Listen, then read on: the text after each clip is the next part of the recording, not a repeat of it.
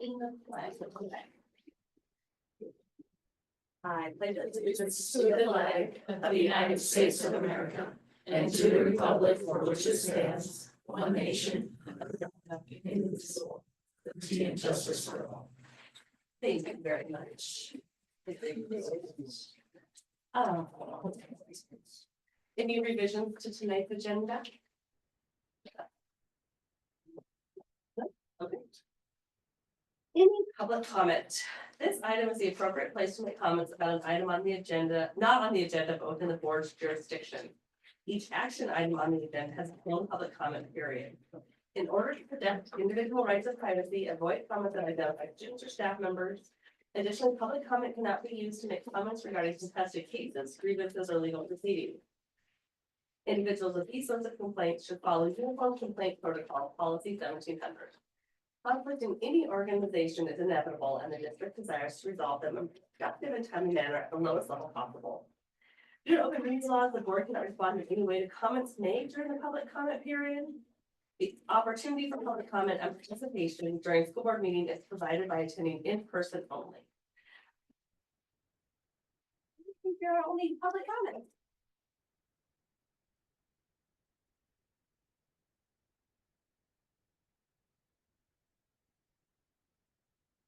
Hi, everyone. This is going to reach beyond your domain or whatever the wording that you use, but I know that when you hear, you'll indulge me. I actually came thinking before Monday, knowing you had a meeting that I was going to give my usual legislative update as it affects schools, but I'm going to defer that until September meeting because unfortunately, as most, if not all of you are probably aware, the district where I have happily worked for 4 years, we suffered a tragedy in our district Sunday morning, shaking. One of our beautiful 6-year-old, a bulldog, ironically, not Whitefish, but Edgerton, was murdered in a murdered along with her beautiful mom and sibling by their dad, who a lovely man, but just troubled, just and they'll maybe get an answer, maybe not, but had been to class and brought treats on Halloween and it was, yeah. So as you can imagine, the beyond the class, the district is, anybody is of course reeling from this. So I just come with a request. I don't know if you already have Dave, I assume that you had, but if not, I just really wanted to come and just ask if you would just reach out because you know how it is, Sherry, especially those kindergartners, they share everything with you, there's no personal space. They want to climb up in your lap and I don't sub classroom below 4th grade because they don't get my jokes. That's what everybody knows. They're like, don't ask Missy to sub, like they don't get the jokes. Sometimes I'll do a request for a friend. Oh, my kids are really advanced. They'll get your jokes. But usually I say that. But when I do a special like music, which is where I met beautiful Heidi. So I had her in class. And so I'm rambling, I'm sorry, but I know you understand. So if you haven't already, just some type of official, I know it would be so greatly appreciated because, it's a family. You know how that is. You have your home family and you have your school family and especially the little ones, they're just, I'm sure I haven't been to Edgerton yet. I'll be there tomorrow. And I actually canceled a different job because I said, no, if I need to be there.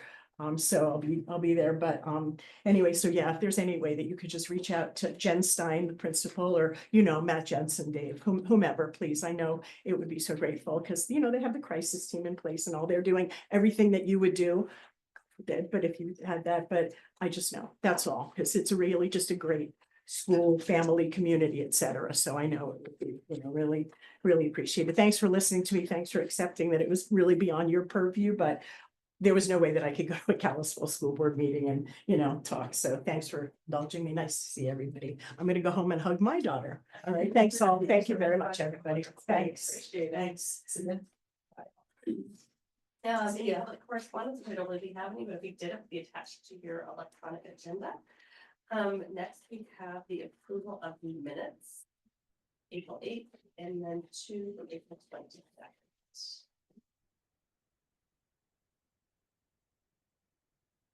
We approve the minutes as presented. Like that, moved by Jerry, seconded by Katie, all in favor? Thank you. I don't know, we might put this at the end, so Jake has to stay. Up next is our student trustee report, which is one and only Jake. Well, yeah, last one, so kind of a big one, but treated as every other one, I suppose. Starting off at the high school, we are going through AP testing right now and the onslaught of what that entails. There's a lot of them.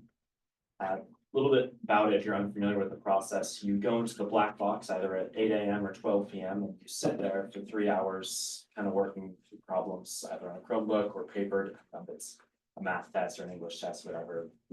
They range from being very doable to extremely difficult. Even if you've learned the content for the entire year, it's kind of all over the place. So it's a fun experience, almost like trauma bonding for everyone in the class, but spread out over this week as well as the past week. So we're coming to a close with those. For how it's scored, scores are 1 through 5, 5 being the highest, 1 being the lowest. Passing is considered a 3 or above, and it's taken into context of how everyone else does in the nation. So, you know, for AP Physics 1, I think if you get above a 50%, that's considered a 5 because everyone else does pretty bad on it. So that, you know, you're not given an actual 50%. So it's generous, but it's national. Everyone's doing it on the same day at the same time across the entire nation. So it's kind of a cool thing. Some teachers do like live reviews online. It's yeah, it's an all right experience. So the last time we met was right before we did the ACT testing, and that went very well. Had some very high scores in our junior class for those actual ACTs, as well as the pre-ACTs for the sophomores. And then we also did those senior give back projects, which went very well. We had people spread out all throughout the community helping. That was just a good time. We had our National Honor Society induction ceremony for all new members, as well as for our departing seniors. National Honor Society is now run by Mrs. Brock and Mrs. Alves. They took it over this year. And we had about 45 new members inducted, and pretty much that's based on grades and academic standing, and they just do mandatory volunteer service. Mandatory volunteer, those don't work. They volunteer. They have to get a certain amount of numbers, otherwise they're kicked out of the club. And the cool thing is you get like a cord you can wear at graduation. It's a really cool event, so it was nice to have a lot of new people coming into the club. For DECA, our business club, we had over 20 students in attendance at the national or international conference, in Orlando about 2 weeks ago. Score reports haven't actually come out yet for how that went as a whole, but I'm sure they did very well considering we had a lot of people there. We also had the 8th graders came and they toured the high school, and they're given tours by students in our student outreach committee, as well as attended panel discussions also led by our students. Later in that week, we also had the parents come, and there was a lot of effort put into all these tours, you know, kind of led by the students as well as the staff to kind of show what the high school is like, both for those kids and their parents. So that was a really cool way to kind of see who's going to be coming in next year. And there are a lot of them. Last Saturday, we had prom. That was lots of fun, very big success. It was held at Grouse Mountain. It was a very nice venue. The prom committee did an amazing job, and that was just a really nice thing for the students right before AP testing. Next Monday night, we have the senior awards night, and that's pretty much where seniors are going to be awarded their scholarships from local businesses and nonprofits that they've applied to throughout the past few months. And it's all local stuff. It's not really national scholarships, but it's still a nice way where you go and meet the person who you've applied for their scholarship and actually get the money from them. So that's pretty cool. So end of year concerts, we have the band and orchestra concert, June 3rd in the PAC. We have the choir concert, May 20th in the PAC. And we have the percussion ensemble concert, May 29th in the Black Box. So a lot of music. We have all of our spring activities coming to a close. Divisional track this weekend. We have a baseball tournament this weekend, held at our own fields as well as at St. Falls. And then we have our state tournaments next weekend for track and tennis. And moving on towards the end of the year, which I will not be able to report on then, We have the independent high school graduation Thursday, June 5th at 1 p.m. on the lawn outside of the independent high school, weather permitting. And then we have our very own high school graduation Saturday, June 7th at 1 p.m., which I encourage you all to attend as well. It's open, it's really nice ceremony. So yeah, it'd be really cool if you came. Anyways, moving on down to the middle school. So like I said earlier, we had the 8th graders come in and they went to Whitefish High School, receiving an orientation and some tours of our facilities there. During the first week in May, we had the 7th grade scientists took a 3-day, 2-night field trip to Big Creek for an adventure that includes lessons about nature and ecology, plus plenty of time for some team building activities. Last week, 149 8th graders traveled 1,000 miles across the western half of Montana on the annual WMS 8th grade history trip. They go to Lewis and Clark Caverns, other historical sites that I'm currently blanking on, but they go all over the place and learn all about Montana history. So it's a really cool experience for all the 8th graders. We also had all of our 5th grade classes participate in the annual Forestry Expo. Each class had the opportunity to visit the expo site and gain knowledge about the Flathead Valley ecology and forestry sciences. And then later in the month, the entire 5th grade once again will be visiting Viking Creek, the annual wetlands and ecology field trips. There are a lot of field trips going on that have gone on and are continuing to go on. Coming up next week, Power Your Future, a STEM workshop at FVCC, will have about 30 to 40 7th and 8th grade girls from the middle school attending it. During the last week of May and into June, the 6th grade classes will be taking a field trip to Northwest Montana History Museum and the Conrad Mansion to learn about the history of the Flathead Valley and gain appreciation of generations past. So all over the place. We've had math, iReady, and science tests during the last part of April and the first half of May that have gone very well, as they have gone all year. The WMS Code Girls Club had their final app challenge, culminating an excellent year learning coding and applications of it. So they designed an app and kind of competed against each other to see who could have the better app. So that's a pretty cool STEM connection for school. And then also bands, the middle school band will be performing on May 15th at the PAC. The choir will perform on May 20th and the orchestra will perform on May 22nd. So just like the high school, lots of music. Moving on down to Bulldown. Bulldown is gearing up for the fun run on May 28th and they'll be officially kicking off the event on Wednesday, the 14th, so tomorrow.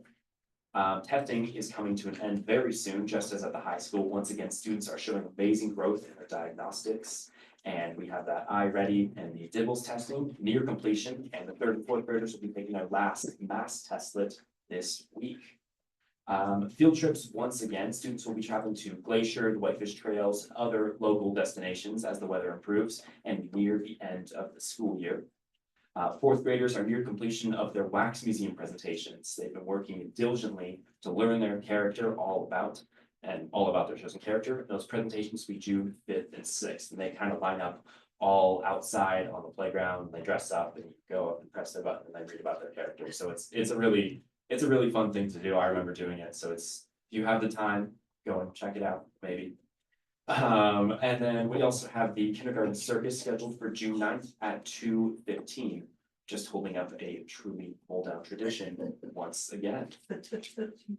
So district-wide, kind of everyone is staying busy as the year comes to a close. We're all across the state, we're competing, and we are definitely testing, but the finish line is approaching fast, and the weather is making that ever more apparent every day, but we will finish strong. That was my last report. I'd just like to say thank you guys so much for letting me come here all year. It's been an amazing experience. From an outside perspective, the school board doesn't always get the best rep, it's meetings, no one really wants to attend them, but I've really enjoyed my time here. So I'd like to say thank all of you for letting me come here and give these reports. Thank you.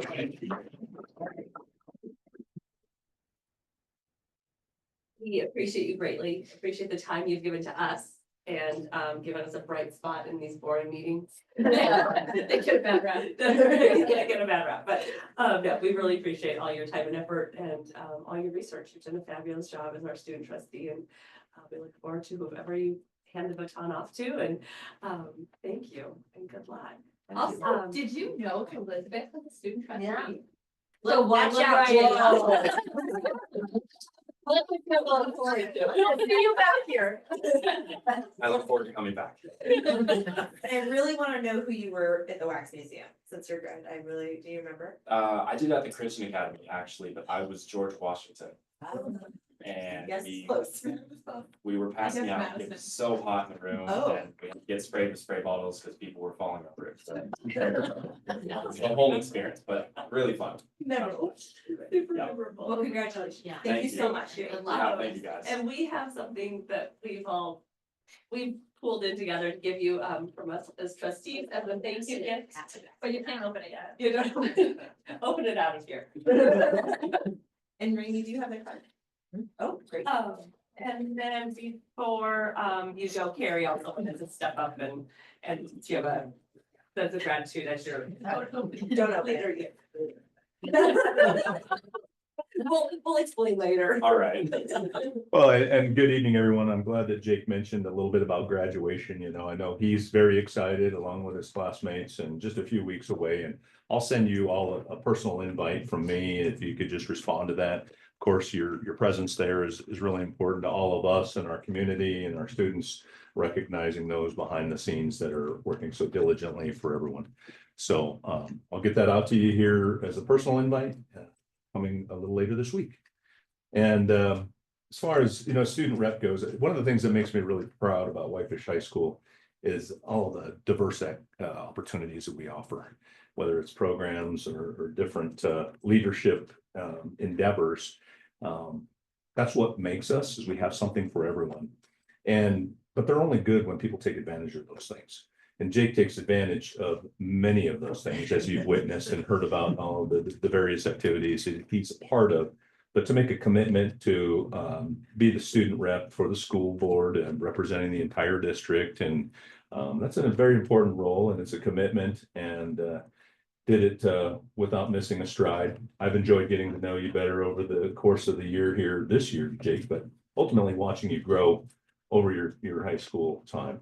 That's one of the fulfilling things for me as a principal, is to see someone here that exceeds people's expectations and demonstrates what our future holds in the hands of people like you. Makes me really proud. I know you're going to do great things in the Ivy League. New York and Columbia, the university, they're very lucky to have you.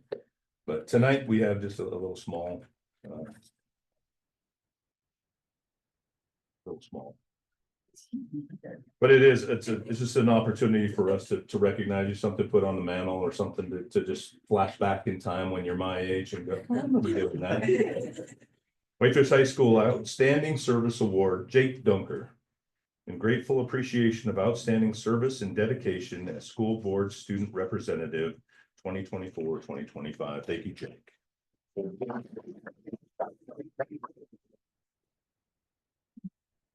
you. Thank you. Thank you, Jake. Harder to leave now. Now that you know we're gonna give you stuff. Oh, sorry. We know you have a final You guys tomorrow. can say- Yeah, I You know, got it's great. We have another AP test. Which one is it tomorrow? I got FBCC finals Oh, tomorrow. FBCC. Terrible. Good luck, Jake. Thank you luck. so Thank much. you, guys. Yeah, Thank thank you. you. See you at graduation. Have a good night. All right, bye. Thank you.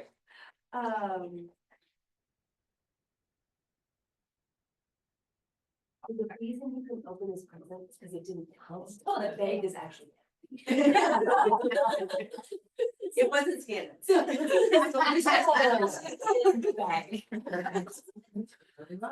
Yeah, so it's still in transit. But it's going to be a sweatshirt from Columbia when it arrives. So anyway, that's why we were being really funny about, don't open that, please. So up next, we have our WEA update.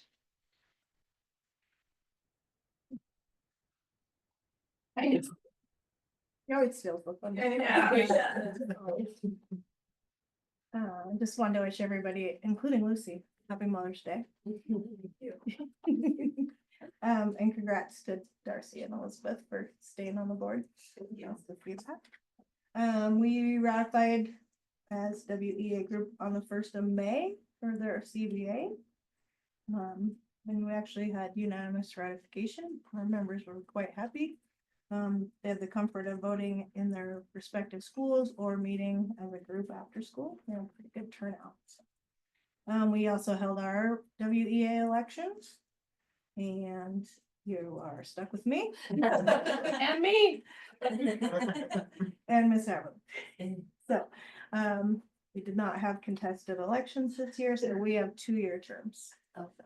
Be in place until 2027. And kind of next piece here on our agenda is just to meet towards the end of the school year with our shared staff that shared between buildings. Mr. Means and I will meet with those teachers and make sure, and the principals, and make sure everything's lined up for next year. And we're happy to report that, once, if you guys approve the CBA, we won't have to enter into interest-based bargaining for 2 years, which any of you who have been on those bargaining teams are relieved, I'm sure. There may be small pieces here and there that we might have to do an MOA for. But we can kind of tackle those things as they come up to our attention. But otherwise, things are looking good and happy to have worked out a good contract, and I'm thankful that the governor signed the STARS Act before tonight. Because I've been watching about 6 times a day. Yeah. And yeah, You really took his time on that one, didn't you you? really did. Yeah. Yeah, but having visited the Capitol in April, I saw the model of efficiency that is sometimes the legislative session, so I understand. Thank you. Thank you, Adrian. WCE.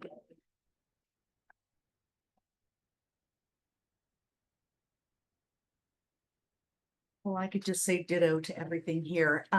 We managed to catch 100% of our members who voted, and 100% of them voted on our contract, yes. So we have also ratified our contract for WCA. Yay. Thank you so much. Thank you. Thanks. Appreciate it. Right, moving on to our discussion and action items, and we had to move things around, and first of all, we're doing things a little different this year. We're gonna seat the newly elected or appointed trustees, so that way our county superintendent can move on to another district that has to do the same thing tonight, so. Excuse me, we do some formalities real fast. So I just wanted to Thank say, you, Al. if Jake is a representation of the school district, you guys are doing awesome. Cause he survived a black box, trauma something around, and what was the third thing? Mandatory volunteering.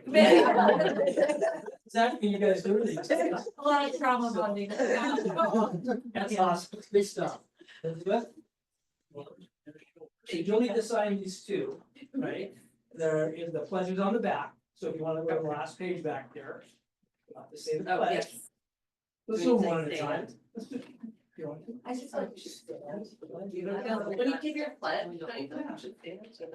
I, Darcy, do solemnly swear that I will support, protect, and defend the Constitution of the United States and the Constitution of the State of Montana, and that I will discharge my duties of the office with fidelity. So help me God. Congratulations. Thank you so much. Appreciate it. Yes, you do. Okay, I, Elizabeth Pittman, do solemnly swear that I will support, protect, and defend the Constitution of the United States and the Constitution of the State of Montana. That I will discharge the duties of my office with fidelity, so help me God. Congratulations. Thank you. All right, we need to sign a few times there. You can sign, I'll take one copy and you guys can disperse them out. And I'll get out of here. Thank you. All right, we'll just sign this one too. I was just gonna sign one now. Because you just need one copy, right? Yeah. I just need one. So you know what you did. You Yeah. just, you know what you signed up for. Did I need to sign yours? I Not do. too bad. Yeah, you do need to sign. All right, thank you Yeah, guys. I need to sign. Oh, you can sign. another one. Appreciate it. It feels funny signing my own twice, yeah. All right, thanks. Thank for being you. here. Have a wonderful day. Thank you for being here. Welcome. Okay, moving right along. Fast. WHS expansion owner update.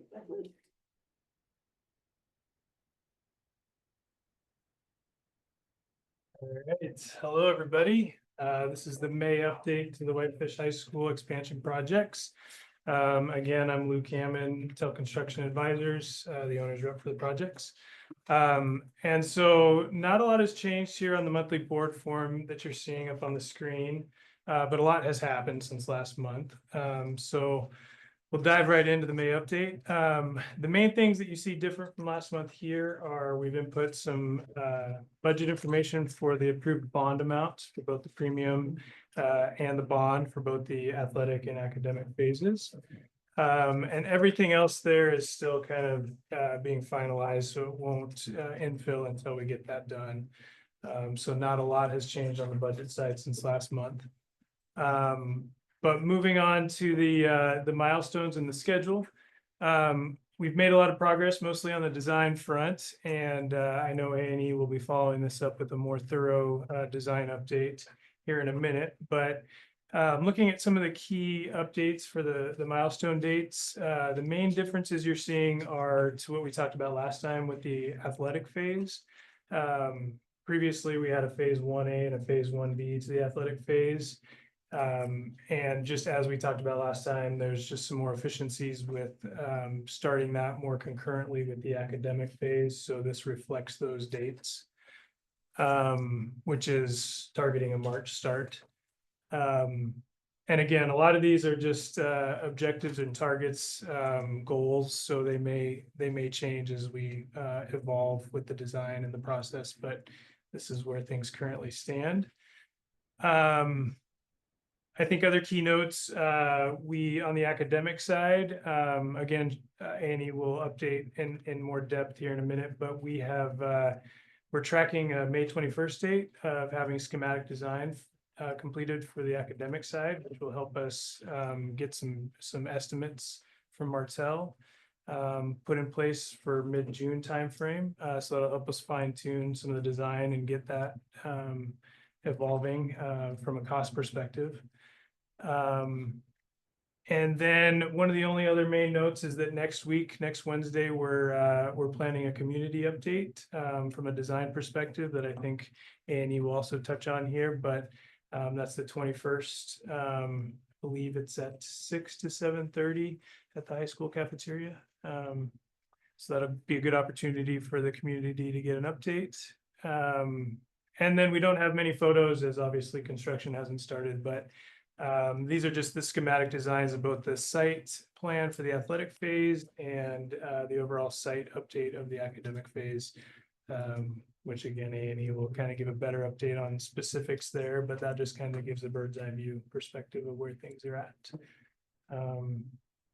That's basically the May update. Any questions? On the fields schematic, I'm just curious because I don't know enough about track and field apparently. What is 8? These are referencing keynotes that aren't shown here. What would that be for? I think Like- that's the Hope Garden. Oh, it is a Hope Garden. Oh, I was like, it's a weird shape for like an activity. Yep. Okay, This kind of states. yes, okay, that's fine. I just was curious what activity would happen in that shape. Yeah. Okay. It'd be a unique activity Yeah. there. Yeah. Stop that, maybe. Yeah. Doesn't usually go that far. Okay, thank you. Can I ask a clarifying question? And maybe you said this is with the dates, but I'm misunderstanding. So under the athletic phase, like you talked about, it's gonna be March 2026 to start athletic phase construction. Then you have complete athletic phase construction in spring 2026. That is incorrect. That's also a typo. Okay. I apologize. So I was like, That would be, yeah, no. That is targeting the 27. okay, Um, but like a year-ish then for that. Correct. Two for Correct. that. Okay. Yep. It's clear. Any other questions? Thank you. Any questions for them? Thank you so much. Good to see you. All right, up next, we have our expansion with A&E, or also known as Shane. Real name. Good evening, I'm Shane Jacobs with A&E Design. And give you an update, kind of complimenting what Luke just briefed you on. I know you got a marathon tonight, but bring you back to where we were a month ago and get you up to speed with where we are today and where we're heading. So the same day as our last board meeting, or my last update, was we had a student workshop that day, and here's just a brief of a few pictures of that work in that session with that committee. And so we kind of the high points were those those 4 parts along in the lower right, where we worked with them through a survey about curriculum of where their education interests lie. Then also took did an assessment of Whitefish High School. So that was everything from culture to the current space, interior and exterior, the facilities and grounds. And then did some visual explorations that kind of helped us key into, as the design team kind of key into where their heads were in terms of some of the look and feel of the building. With one of the surveys that we did a blink exercise, was based on Malcolm Gladwell's book Blink, which is your intuition is usually, that gut instinct is usually correct. And we did we did the exact same exercise with the exact same criteria with the committee a couple meetings prior. So it's a couple months in advance of this. The overlap of the two was amazing. How overlapped and how similar the two results were. And then we worked on a little design opportunity with them as well in the hallway. And we've since taken that and started to have a little bit of fun with it for how we kind of re-envision what the Hall of Fame could be. And so if you remember in the last board meeting, there was some overlays of just where our green space is, where parking is, where the overlays are, trying to find some traffic patterns and correlations between the interior of the building and the exterior. And this concept of the Bulldog Boulevard began to emerge, which is this north-south kind of axis that really starts to tie in some of the traffic patterns within the site, and then within the building itself starts to unify where really the core of the school was. If you look at it now, there's kind of 2 hearts of the school, one in the commons and one in the gym foyer.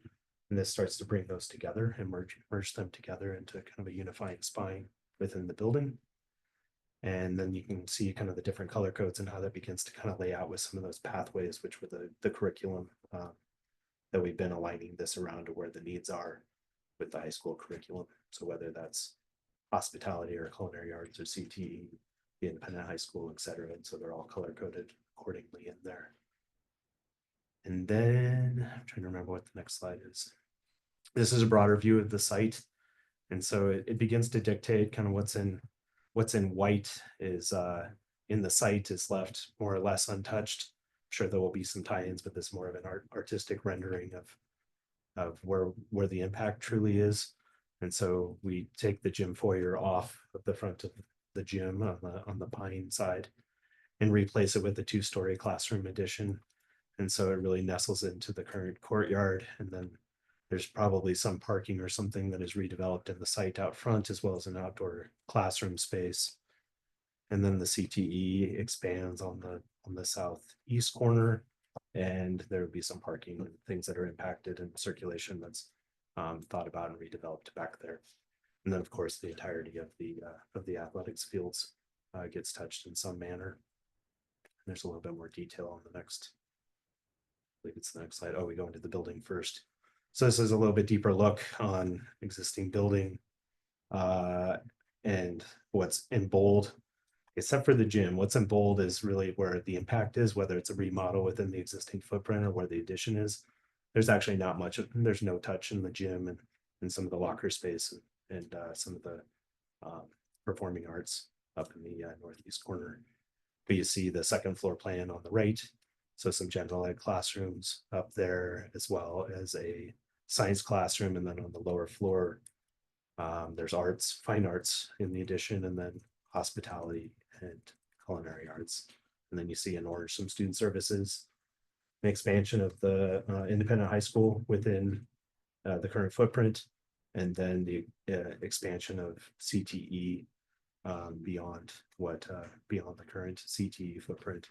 And then kind of at that knuckle where the two tie together, when we talk about really bringing the core, making a singular core of the building, there's an expansion to the commons, which is often a very tough space to expand. It usually doesn't lend itself to expansion in most schools, but you have an opportunity to do it here because this is all under the idea of continued growth and enrollment. So those things like gyms and commons and the production kitchen are typically tough things to expand, but you have a great opportunity to accommodate that future growth within the heart of the school there.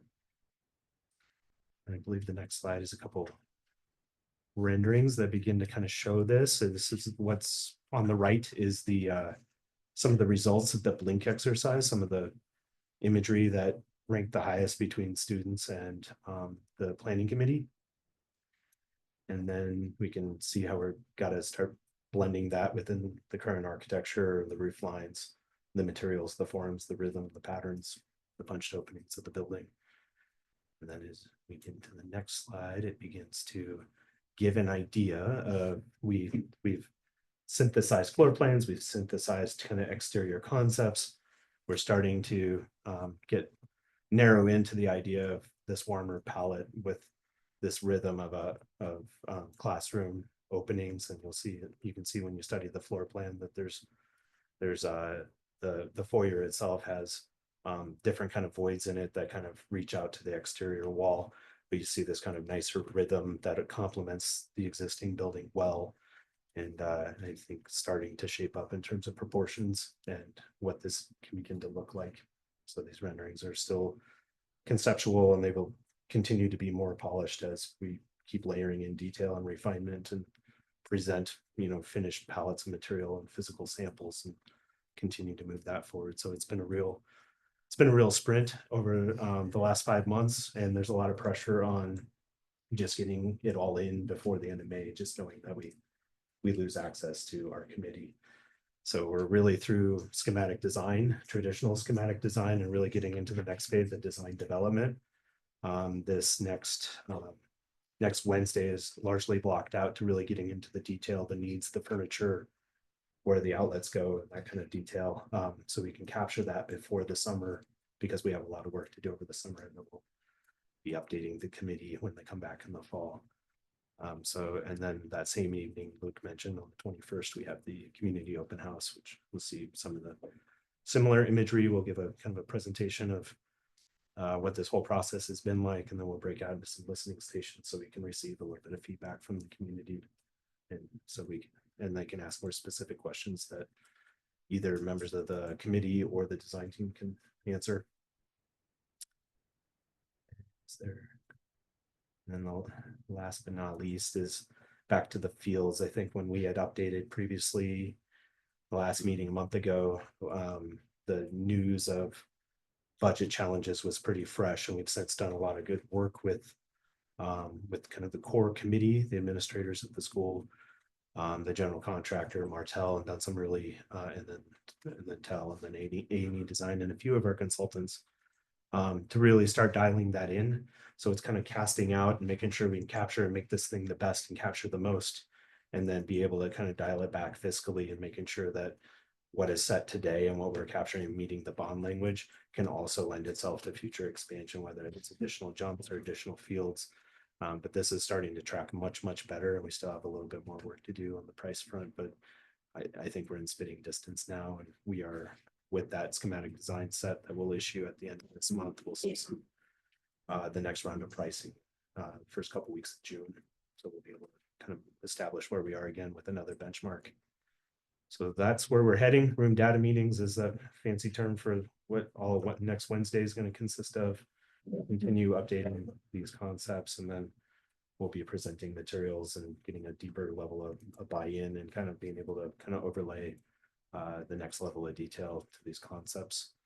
Continue to stare at the budget and schedule, and how do you do it without disrupting school as much as you can, and sports seasons on the athletic side as much as you can. You just try to make it all fit into the patterning of school with the idea of contractors really want to do the most work in the warm months during the summer. That's when they can be the most efficient. And then that community meeting on the evening of the 21st as well.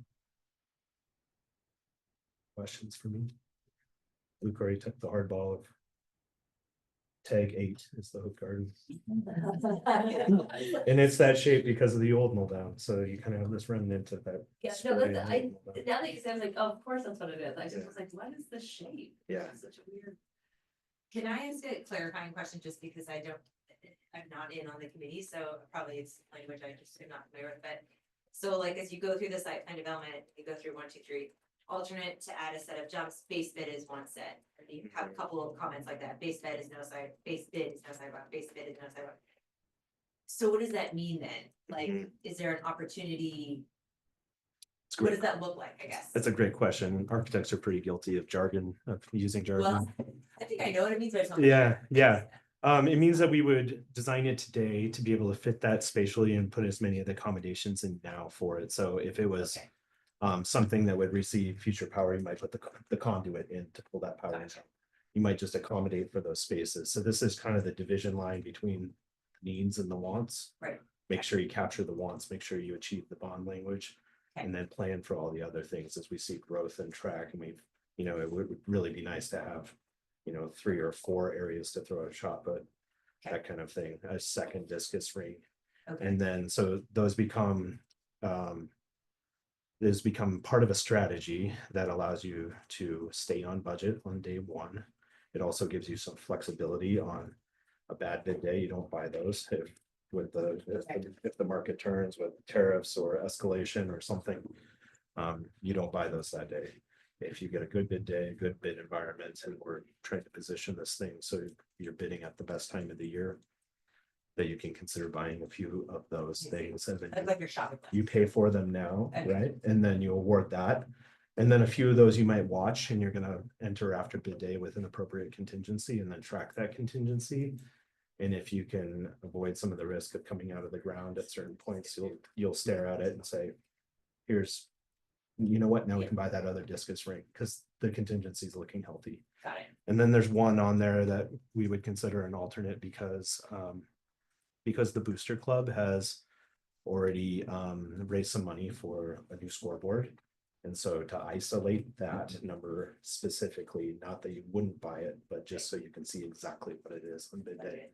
And then those Lucy can do her thing with what does that look like in terms of transfer, and those funds come into the bond account. And so if we come through all this and say none of that stuff happens, like the base, like it just is what it is, and those are, their structures there, but say maybe we raise money or something down the line. That's Exactly. the idea. Okay. Exactly. So Okay. it future proofs you in many ways too. So it might Okay. be on bid day, it might be later in the project before the construction is complete. Might be 5 or 10 years down the Just road, down. just so you're set up for that. So this is a great way to work within that idea of the master plan to get everything you need now, set yourself up for the future. Thanks. That's a great question. I also just reading through it with the phase 1, phase 2 on the athletics. Is phase 2, is that included in this bond? If you can scroll back, we've called a couple different phases. Can I see that sheet again? It's just,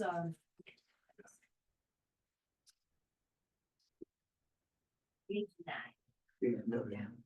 It was over on the right. Yeah, so phase 2 were some of the things that we had value engineered out of this. So one of the things that was making the previous concept expensive, unnecessarily expensive, is right where the 9 is there's a big grade drop down to Cow Creek there.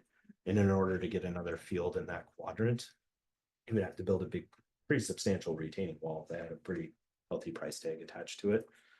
And so between that and relocation of the Hope Garden is a consideration, but would have an expense attached to it. And so as you think about putting in another practice field, those would be costs that you consider in that future phase. So they are not something that we do in this current phase, but we would push into a later phase that was to be a future bond or future. Okay, cause I think, yeah, I think just like for people reading into it, this is a little, cause it seems like it's part of the plan Yeah, or this bond Yeah. plan. that's great. But That's it's great. not later. But coming later, like we'll do this first and then, and so I don't know if we can just say. And I don't know, just maybe a little more clarification on what Absolutely. phase 2. That's really good means. feedback. We'll make that adjustment for the community meeting. So it's crystal I clear. was worried about what the other base bid is. Yeah. So, okay. Yeah, some of the strategy has changed with the conversation around the initial cost estimate. There was a 1A and a 1B, if you remember Right. previously. Yeah. And then a future phase that was phase 2. I'm curious how many students you had come to your workshop. I don't know what. I can't remember what else was going on that day, but initially I think we had like 30 slated, something like that, 30 plus or minus, and we ended up having 9. So we had student council plus CTE. Oh. It was great. It would have been fun to have even more, but the crew that we had was fun and they gave us good feedback. Great. I appreciate they were just completely frank and fun to work with and gave us that feedback, right? you know, told us exactly the way it was. Good, awesome. Perfect. Yeah, Yeah. it's good. We need, I mean, we always tell the committee, you know, after surviving architecture school, you can't make us cry, so we're really in service to the school district, and so we really want it to be a reflection of your needs and wants and the locale and where we are in this part of the state, this part of the city. Thank you so much. That's a great update. Can I ask one more question? Yeah. Just because again, I'm not, and I just remember when we were asking for the bond, one of the things that came up is, and this sign sort of, if I'm looking at it correctly, this is very unglamorous, but like Jake mentioned, and we know we're growing, there's only more students. Is there parking somehow accommodated if we're moving into the parking space? Like, is there more parking being added? I don't need to know where it is, but there will be more parking. Yeah, this is a great question, a bit of a lightning rod. The, Sorry. no, it's all You good. know that. No, it's all good. The, I don't have the whole answer is the short story. Okay. We've been having conversations with the city. You did not meet, the letter of the zoning regulations in the last expansion. They recognized that you were underparked. Which on one hand is good because you didn't have to pay for that infrastructure. On the other hand, you got the inconvenience of, you know, where do we park? Where So to they're park. kind of forced into the neighborhoods. They've given us some early direction that they weren't gonna make you bring it all up to speed. Honestly, if they did, I don't know where I'll go. You have a saturated site parking, building and parking. Mhm. So that's good, but it doesn't necessarily solve the rest of that. So when we talk about these alternates, parking wasn't on that alternate for the athletics. Yeah. But a sidewalk along Fourth was. That's something that the city is interested in. They're also interested in some diagonal parking along the south side of Fourth. Okay. So those are things in the mix. We gotta figure out how they fit into your I just, budget. the context too, yes, is having enough spots, but also having gone to different stadiums now and fields now. One of the things that we wanted this for was for accessibility. Yes. And truly, if you can't be the grandparent who comes and watches, like. You know, so just thinking about how do we make zones for those kind of things as well. It's just curious. Absolutely. We've talked about drop-off zones right at that field building. Yeah. For starters, and I think we do need to think about how it works in both modes, when it's Right. in schools in session or Yeah. athletics, it's when an event is going on. And then within there is just kind of the growth of if enrollment is growing, then the independent high school itself is growing, staff are growing. Right. And so it's likely that the area between the gates is likely to change, either in who parks there or we move the gates around just so it's still secure. So Okay. we're working through kind of a parking inventory, we'll call it right now. And then we'll continue to adapt that, and that'll be an element of future updates for sure. Thanks.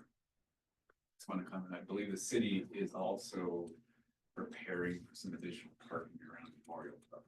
Great comment. Yes, there's a master plan around. Memorial Oh, Park okay. That is, I don't know what the exact numbers are in comparison, but I've seen the master plan and it improves the perimeter of that whole block, similar to Depot Park. Yeah. Pretty kind of a similar scheme. There's definitely a lot of dead space happening right there. Yes. So, I'm sorry about that. That's awesome. Thank you. Thank you. You've been hard at work. Yeah, thank you. It's been great. Yeah, we've got a great, Sitting around, that's for sure. we've got a great team, so I'm excited about what's heading. Thank you. Really appreciate the school's ability to come and part of it and not just watching us work, but actually rolling up your sleeves. So thank you to the committee, the trustees. Thank you. All right. Jake. Thank you. Appreciate it.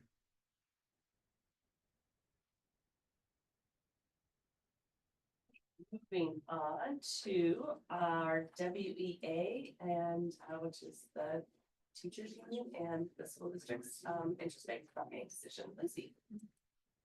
Presented for the board's consideration is the updated collective bargaining agreement between the certified employee union and the district for the 25-26 and 26-27 school years. The new agreement includes an increase in compensation equal to 3% on the base in each of the 2 years. The increase was contingent on the approval of the staff stag, which has been signed into law. Several changes have also been made to the agreement language. Some minor changes. We recommend that the updated agreement be approved by the board. And then clarifying questions for Lucy? Any public comment about the contract? Right, very unheard. Back to the board for any discussion. Just want to thank the people on the committee. Both sides did a big undertaking. Thank you. It is, I know it is very exciting. As somebody who's sat on the committee for 3 or 4 years now, I can't remember, I lost track, I think it's my 4th year. I'm very excited about a 2-year contract. Yeah, it's very, It's very, very exciting. And, yeah, it was a really good, it was a good year. It wasn't, I think the year before we had so much, over the last couple of weeks, been dealing with so many things that got pushed to the side because of COVID. So like we were kind of like, it didn't seem nearly as daunting as it had in the previous cycles. And I think everyone worked really well together and I think it was a good system. And yeah, so thank you to WEA for always bringing bringing good faith and coming to the table with great ideas and suggestions. And yeah, thank you. Through the CBA as presented. Moved by Lindsay, second by Elizabeth, all in favor? Everybody, thank you so much. Thank you.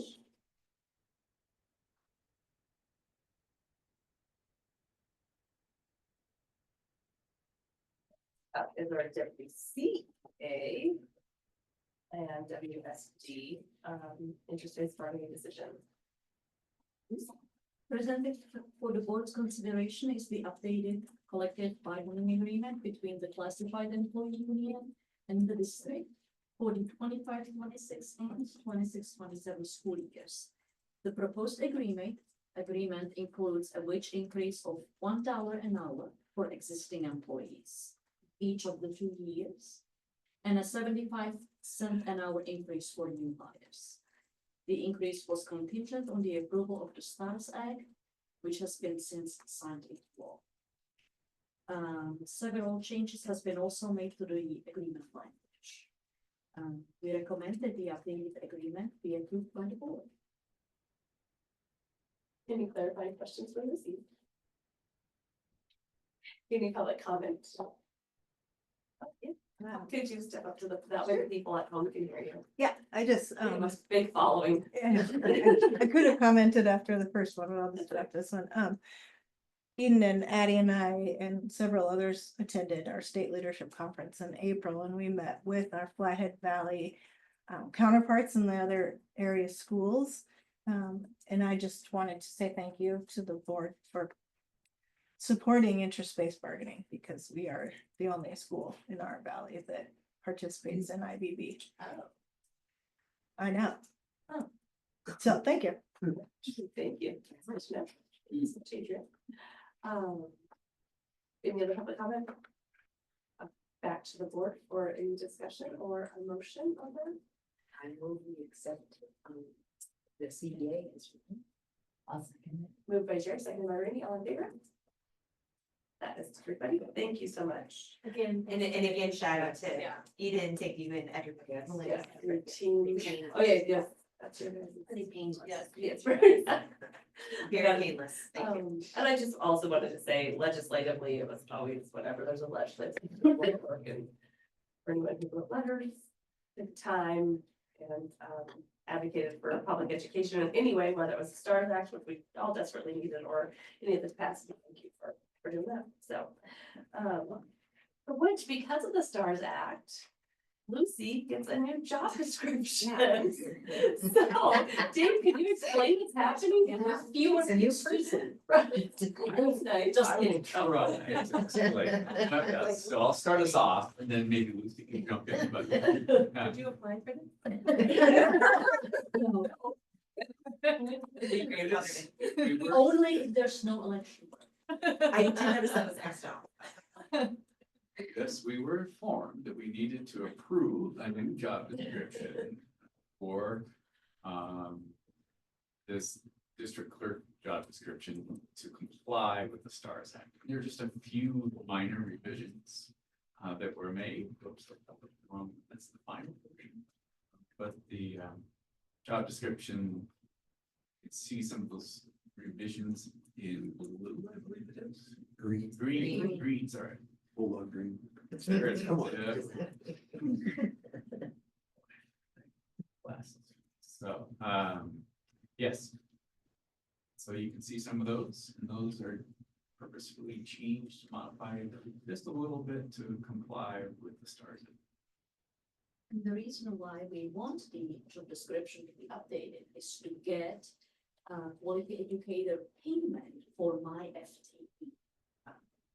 So part of the STARS Act is that we get the quality education payment of about $8,000 for the district clerk's position as well. Oh, okay. Yeah. Well, that's good. Thank you for bringing the money. Yeah, That's right. we're raking. It's our rainmaker. Yeah. But yeah, So anyway. so that it's not just changing the language. There is a reason why we want to change. Thank you. So was it your choice to cross out the election conducted in the school? Or did the Stars Act mandate that? Stars Act, but they worded it. Okay. But I. You didn't shed a tear. I didn't shed a tear. Are there any other clarifying questions for Lucy or Dave, excuse me, on this item? Any public comment?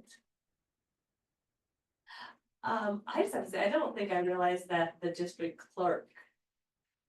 Like, I mean, I know your business position, but as a clerk position, this seems like are they combined job descriptions? It seems very long for the district clerk. Okay, I was like, I didn't feel like, it's like, yes, you have to do way too many things. Director of Business / Clerk, same thing. Okay, good. I was like, this was alarming me if it was just one job description for your role as a district clerk. But surprised you still had you here. Okay, good, great. I hate as a board. Yes, my page is a. And when I read it, I'm like, it's not really in my, but. When you think about it. Thank you so much. All right, is there a motion on updating? Oh, do you have a question? Sorry, Jen.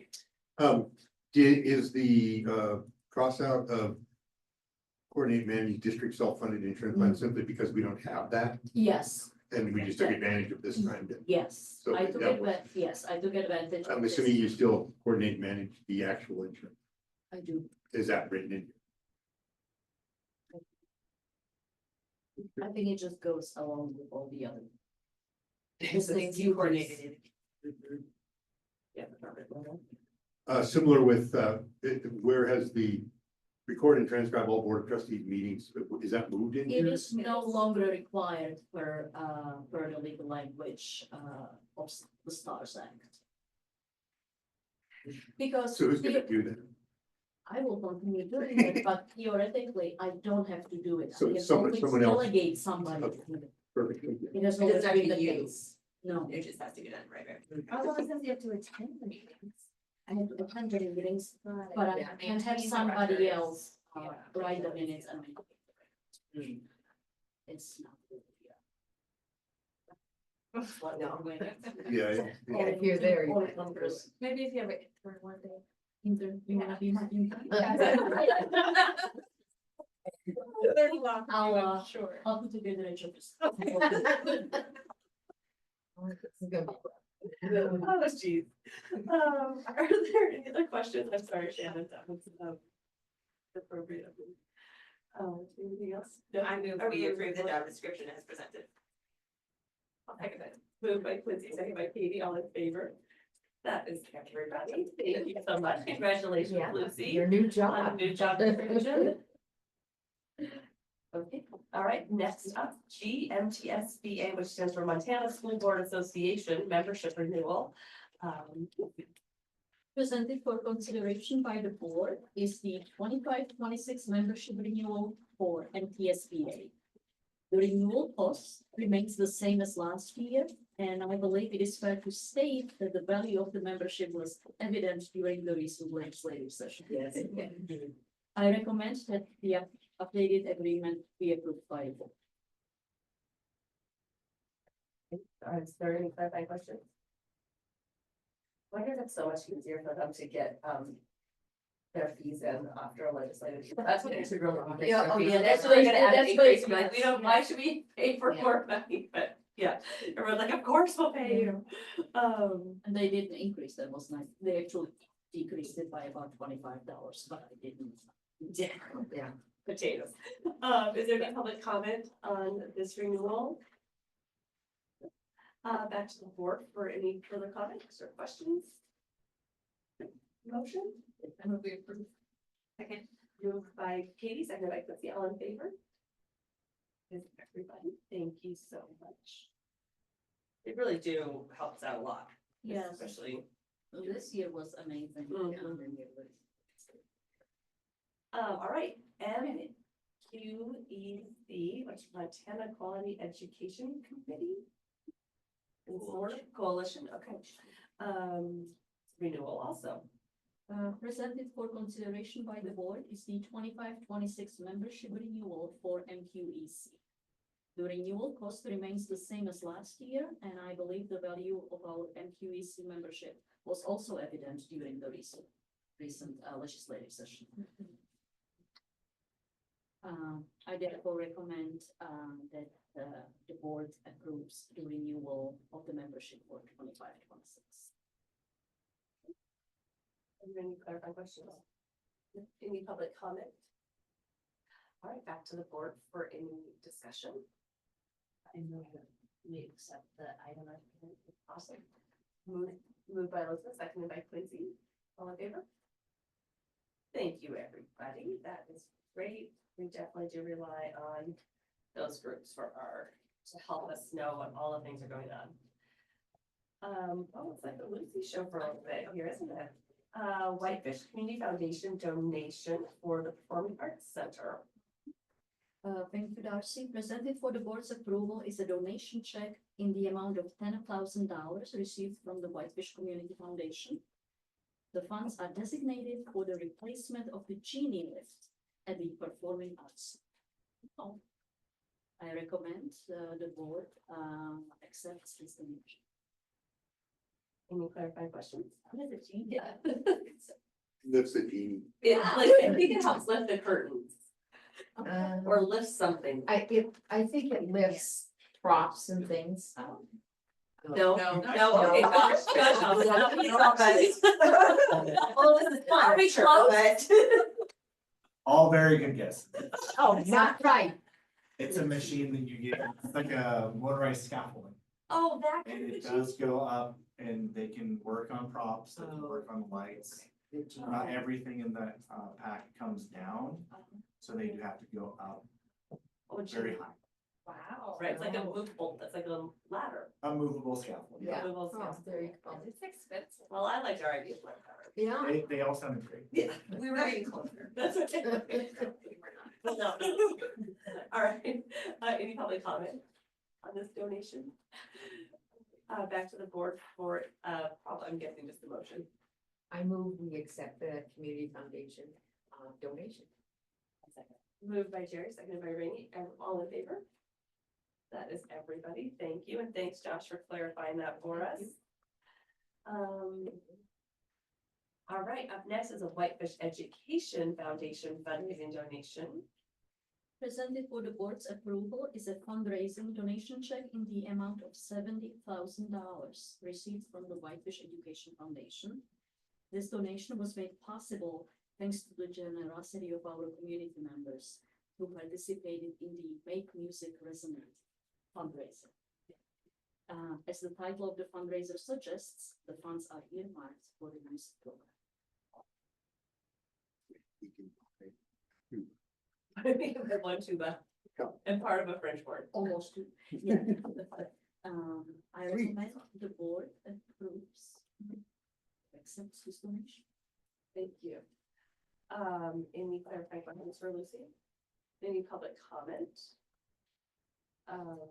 I think we all know that, you know, WEF has taken on that $400,000 capital campaign, right? We talked about that. So, sounds like they're doing really well. And then they got like $40,000 or $45,000 from the Community Foundation as well. So they're off to a great start. So that's really exciting to see because I know it's kind of like their first big capital campaign that they've taken on. So super exciting. And I think it's interesting too that I wonder how many school boards get to, it seems like we have amazing donations and yeah, how many school boards approve a $70,000 donation. Donation from And then the community levy, I don't know, it's just kind of I think we're in a rare place in a lot of ways. Generous community. Very surreal. Can I ask you this, I don't know if this is the right, if this is right to ask a clarifying question too, but, so I know about the capital campaign and it's happening. And I know that the music department and teachers, et cetera, are heavily involved in all, it's their wish list. But then how does that actually work? Like, once they raise the money, then is there like a committee that's the music people that say, here's how much we could raise, here's what we're actually gonna get? Like, in logistics land, just how do they, like, people get the say of how to spend the money, I guess is what I'm asking. The music teachers There's just, know the needs of each building. so then they just work it out and then, okay, I'm just curious how it works. I'm wondering, which you might know, when they started this campaign, if they kind of had some things earmarked, like. It's we the could big be- things. They There's a list of instruments that are needed, fine, it's really well, yeah, and it's Got it. prioritized as well. Just people have sort of asked me about the campaign and I just wanted a little bit more language to share, like, this is how it's Great working. question. Okay, thanks. Thank you. I move it. Thank you. I was like, we haven't done that for yet. Moved by Katie, seconded by Quincy, all in favor? That is everybody. Thank you. Wow, look at that, $80,000 in two things. That's awesome. Up next is just a discussion of, our exit interview process and if we want to look at changing it in any way or having any further, yeah, just a question on our current exit interview. So Jake, go ahead. Why don't you get started? Sure, yeah, I think we've done exit interviews and are just informally and offered it to staff at different times and then, but we could move into a more formal process if needed. So there's some opportunity here to look at that a little bit. It's certainly an administrative function in a district our size. In a larger district, maybe AA, you may have an HR person who would do some of those things. This time we don't have a fine person to do that. As an HR role to fill that. So typically it's left up to administration. We've had principals do some exit interviews. I have done some exit interviews in the past. But one thing I think it's important to note is our principals do a great job with this. And I used to do this as a director of student services as well. We do this end of year reflection process. Wouldn't be considered an exit interview, I don't think. It's an opportunity to answer a few questions and feedback from staff, reflect on how the year went. Is there anything that we could do to help you support you? And what are you looking forward to next year? And so all staff have an opportunity to give that feedback at the end of the year, and that's presented to the administration. They look really carefully through that. Look at how that can shape the following year. So I think that's really helpful. And then in addition to that, all staff check out with the principals as they move out of the district for the summer. And so they have an opportunity to talk about those things as well. Some do, some take that opportunity to have a discussion. And sometimes they may not. It's just an opportunity for them to check out as well as they leave for the summer. But another thing that we've done is just this exit interview process where you're going to ask typical questions. When I've done them, I've asked questions that are typical to most exit interviews, such as what you're leaving your position, what led you to leave your current position, something like that, or some good open-ended questions. Was there a time when you really felt proud of your work? What you did? Did you feel that management helped you achieve your goals that you wanted to achieve? Do you feel like you received the support or training that you needed for your position?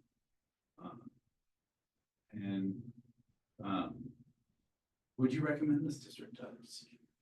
And then also, is there anything that we can do as a district to improve our retention and recruitment of qualified personnel? Just kind of real open-ended questions, trying to get some good feedback. And their experience. So that's the process that we've been following now. Again, it's been pretty informal. Certainly, we got to everybody. So But we certainly, I plan to do that this year. My plan is to try to make set up appointments. with Each of the folks. Historically, has that feedback gotten filtered down to the board? No, it doesn't. So it's goes with administrators for the very purpose of trying to, okay, how can we plan for the future?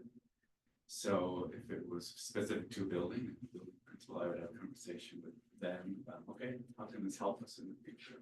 Or if it's related to the district, how we function, take that into account. One thing that we do is we do talk about, in general, not specifics, our end of the year reflections. We've been doing this in private in our administrative meetings at the beginning of the school year. And our exit interview information. How does that shape what we're going to be doing this year? Does it change anything we're going to do? So it's not formal process of looking at, but there is a discussion about these reflections and interviews that may shape we're looking at. So when, in our 2-on-1 last week, I asked if there was turnover data available for the last 6 or 7, maybe 10 years ago, and we had COVID affecting things. I haven't gathered that data yet, but I appreciate that. I will, for sure. I think I mentioned that I don't believe there's been excessive turnover, but I will look at it for sure to see if there's any differences during COVID, after COVID, before COVID. I think a 10-year look would be a good idea. And looking at how long the person that's leaving has been with the district. Yeah. I just thought there were some red flags in the comments that would inspire me to, as a board, think that we should hear some feedback. Good, the bad, the ugly, just to see what the climate is, because we don't do from school. And not in a micromanaging perspective, but just what's the big picture. We hear feedback from people in the community, here read it part of this newspaper or whatever. But I think it's really helpful to know why people are leaving. And those questions, those open ended ones that you talked about. And I think our staff is big enough, like 250 staff, that we really need a neutral third party. Again, I'm the only person that thinks that, but Well, even in a large district that does have a human resource person, that if you're considering that third party, that they fill that function.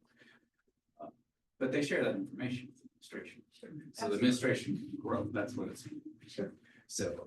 So for instance, if we did have an HR person, I would supervise that person. They would share that information. So let's continue to improve. Regarding sharing it with the board, this is information related to our role and how we're trying to improve. I suppose themes of sorts could be shared, but I think that the focus is on us getting better as leaders in our roles. right. So that's what we're focused on. I think we're doing other things related to feedback, related to climate surveys, as well as other surveys that we're completing right now that will help us overall, give us some feedback about how we're doing in many of these areas. So looking forward to that next step in our process. Again, we don't have an HR person assigned right at this time. And we've talked about that before. We certainly could do that. We could either look to assign that as a part of the pool or hire. The options we've talked about before. Yeah, it seems that the valley is big enough that I would suspect we could maybe contract with a third party as for that piece of the evaluation. Especially somebody in the valley that could assist us with that. Yeah, maybe through the college or.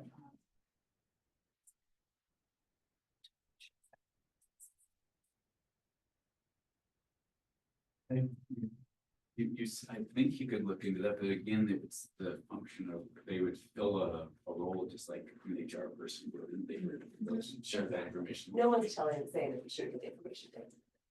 No. No, I understand that, but I'm saying that, it's a role that person plays that helps us shape our future. I guess I think it's important information for us. Yeah. I think I've shared with many, I truly. It's a great process. I love it. Gives great information. Here's trying to reach out. I've worked with student services. I think it's a super helpful process. The exit interviews, you're saying? Yeah. Or the reflection process. A lot of times it's been more informal in that reflection process. It's been super helpful. One thing we talked about, with the communication audit was including exit interviews in the communication audit, because it was one more piece of information, and in the absence of an HR person, shopping that out to a neutral third party. Not that that would mean that you wouldn't get the results, because that would be ridiculous. So, so of course, there would be like a report that would be generated from a third party conducting those exit interviews that then would be shared with administration, so that it would still have the same end goal of moving everybody forward. But I think that the benefit of a third party would be that there would be a standardized way of collecting the information, and then in school districts where they do use an outside party to do it, there's a study that says that 63 or something % of people's answers change because they're able to be more honest with an outside party, because they're not worried about burning bridges or with people that they've worked with for 40 years. So it's just, and also you're able to be anonymous, because you can share, this is my experience. And then just the themes are shared back, not the individual things. And that doesn't mean that you couldn't still do your own exit interviews, because I know that that's important to you. But this would just be another way of gathering feedback that could complement all of the other information that we gather. I would like to just counter a little bit in regards to this information getting to the board. Frankly, this is a complete violation of governance, and I wouldn't want to see it, frankly. I do support a third party person, but I would not support anything coming to the board unless it's a theme that a third party brings out and says, everybody's got a problem with date, then the board. That would be surprising. That would be, but even if they said half the people leaving said it was because of Carrie or whatever, that doesn't come to us, that goes to students. So in proper governance says we should really never see. And I kind of going along with Shannon a little bit, I think, or I guess my question is like, could you use like the themes and you say, well, we're here to support admin, Dave, and how can you, because if you don't know those themes from a third party or whoever, is there a way then that you could get the themes and say, well, how can we help? Like, how as a board can we support admin to help us solve these themes, or like, what can you do? And I guess that would be a question, maybe even like as far as governance, is that stepping? No, that's absolutely okay. If there was some theme come up that said that, people who are exiting are expressing that they're not being supported properly. Because I think that don't give enough pay, like that's a policy thing that we should know about, like there are some things that I think fall into our jurisdiction. But there are others like the daily operation stuff, like you're mentioning, we don't need to know at all. But I think it would be helpful if we had a standardized practice, because then we can even say like, oh, last year's report said this year's report said this, look at the improvement there, like just a standardized way of gathering information. And I look at it because I don't see how we can be helpful if you don't know the theme. In some ways you feel like you're operating in the dark a little bit because you say, well, there was a theme that teachers' mental health wasn't supported, or they felt as though and then we can come back as board and say, how can we help the admin, and how can we help you be successful at providing, do we need to look into a grant You, that we they. do need to be careful in that we are not driving. So Right. if it was the administration coming to us and saying, we're seeing some need for some more mental health supports, then we as a board can say, yes, let's figure out how we can Yeah. support that. But if we were to read through that data and think that we saw something about mental health, I don't think that that's would not be like just. absolutely- No, not like absolutely that. I unrealistic. think it's just the data of like. Favor, that's why I do, it's like the data of you coming and like, so I'm partnering with a shoot, I see like, there's a, like, here's the why, you know, just give you more of like the data to say, we have. Not just notice, it's a objective, kind of whatever, why, like, yeah.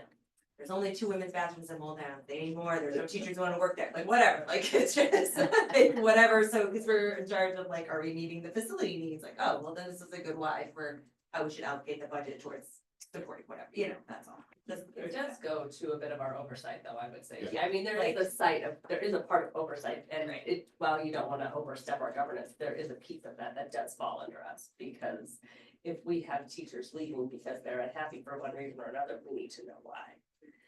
Because then we're not retaining teachers, right? And I don't know, I'm not saying that that is a piece of Well, our. if retention is a problem, period, We don't even know, yeah. for whatever reason, we would know.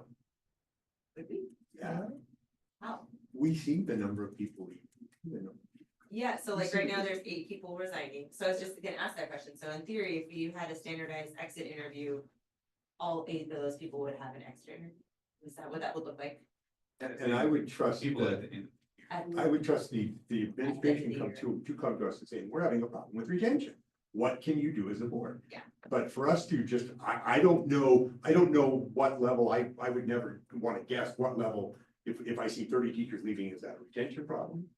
I would see, yeah, I'm struggling that I see this as a role in a larger district, HR probably would do this. Right, so they would ask these questions, they saw a theme. They would present it to me and to the board saying, look, this is what we're seeing in some of this information. We think we need to hire or increase pay. Right. We feel like we need to do X, Y, Z. Yeah, if there's an ask of the board, then it absolutely should come. But I think that ask needs to be defined. outside. Yeah, That's all I'm saying. that's true. I hear what you're saying. I think that part of the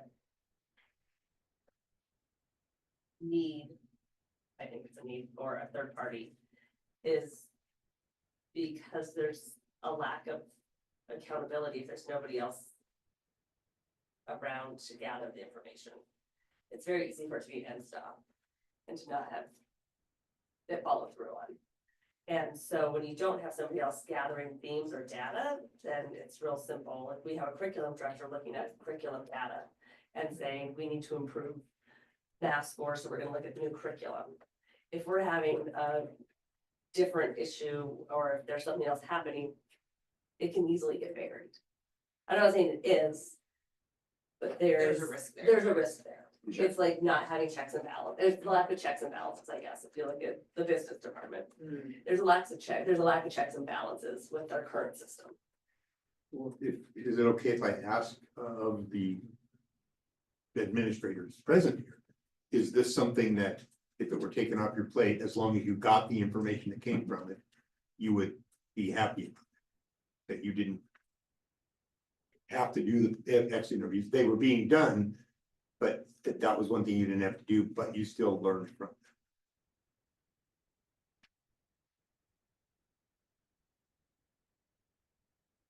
I guess the question is, do you guys do a lot of exit interviews now? Like, is it a time consuming thing? And is it standardized? I mean, do you That's what, tend to? it sounds like you don't necessarily do them with everybody anyway, right? So it's not, or, that's clear. I don't want to put you on the spot, I just. I'll say I've done a couple in the last couple of years. The Okay. ones that have resigned. I've done the exit interviews, and we've had a very good success rate of good information back. I did not do them to those that retired. I think there's a purpose for those, but the resignation. There's purpose. There's for still a retirement. purpose because. That's one of your best sources of information. Yeah. I Then lived in you've our got somebody who's district not a long upset time. at the district. And they've been in it usually a long time. Yeah, it's just an opportunity to gather Yeah, no. insight from people who worked in the district. And I Sorry, think by I'm having a, I don't know if Josh was done, Oh, sorry. Sorry. Do you have more to say, Josh? Good. I just think by having a third party do it, it would be standardized, so you would be able to see themes across the buildings or across the district, and I don't think that that means that if Dave wanted to ask people, why are you leaving? That doesn't mean he couldn't, right? He could still also have those conversations, and so could Josh, so could anybody. I don't think that this is like in lieu of. Yeah, it's a way to complement. I think what's hard is from our perspective, our job is to set the direction of the district, allocate resources to support that, just that direction, and provide oversight. And this is just a way of informing. Oh.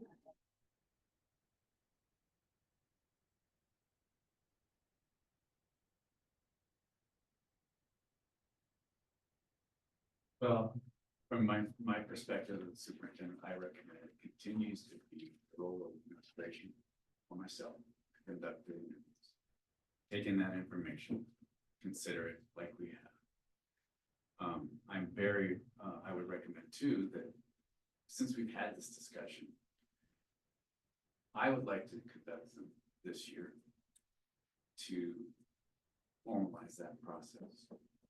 Set aside a specific time to do that, gather that information, and then share that with administration if needed, if there's information that we need to look at together as a group, look at themes from that information. That's my recommendation how we proceed for this school year. If we do end up identifying someone for HR, then I would recommend that that be the role of the HR person. Can I ask why you're opposed to an outside party doing it? Because it's not typical in our school districts throughout the state or in our schools that I'm aware of. So what I'm seeing is it is typical for an HR person to do it. So that would be a very typical role.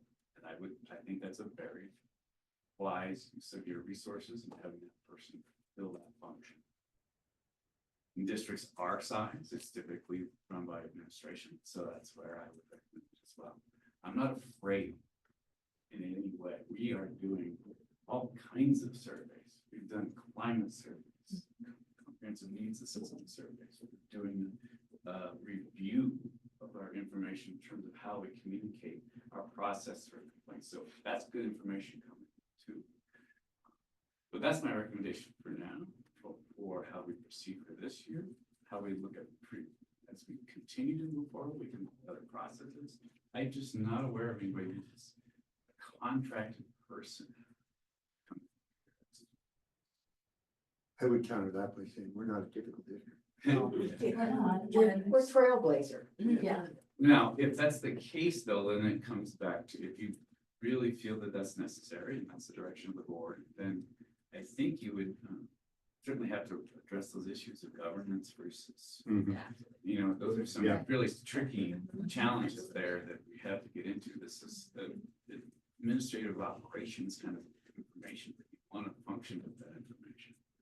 And again, the reason I'm not opposed to something, the reason I want to do it, I value it.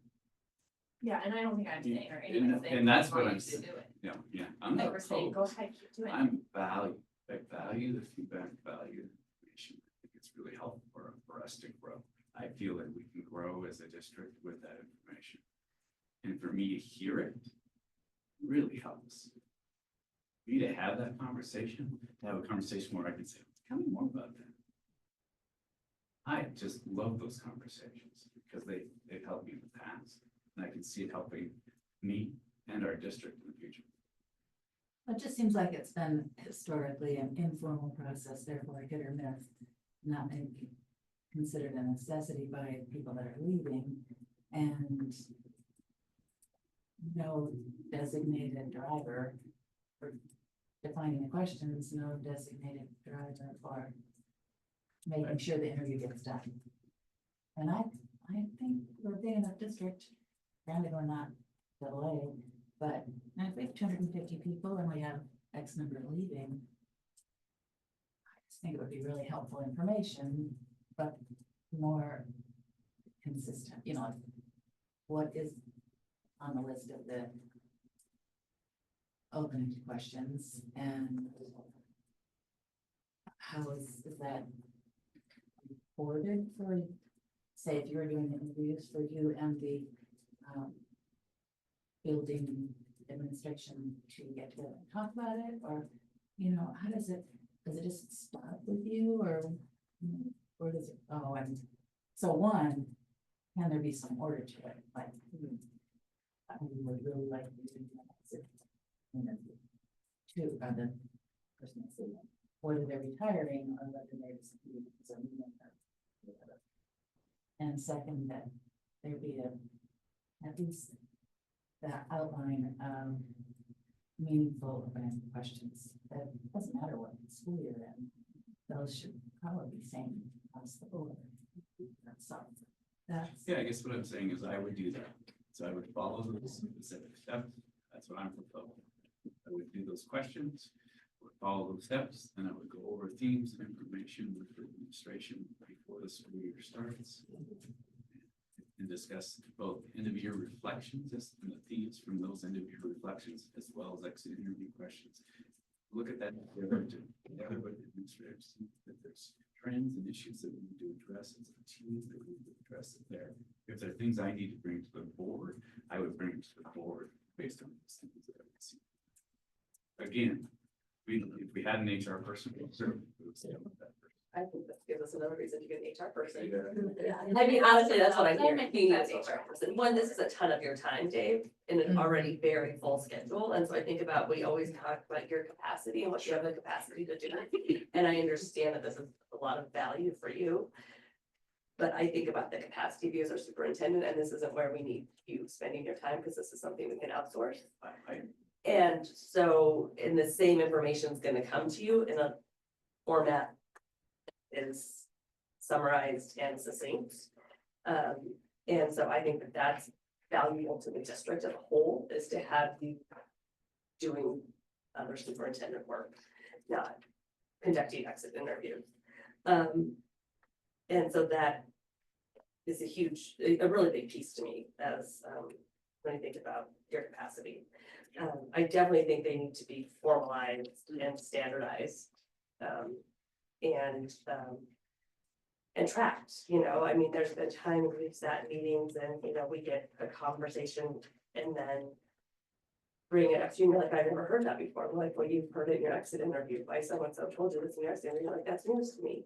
So I think that leads to some of the questions about, we're hearing things again through the community, and then when we have conversations, some feel like either it didn't resonate with you or wasn't said in a way. So if it was all themed out and if it was written down and there was a record of it, then it would be put on paper. And it's not to micromanage the district. It's a way to improve the district and increase your capacity. We've been talking about getting an HR person from the beginning of the year because of your capacity. And we need your capacity going elsewhere. And so I think this is another example of why we need your capacity used in another place.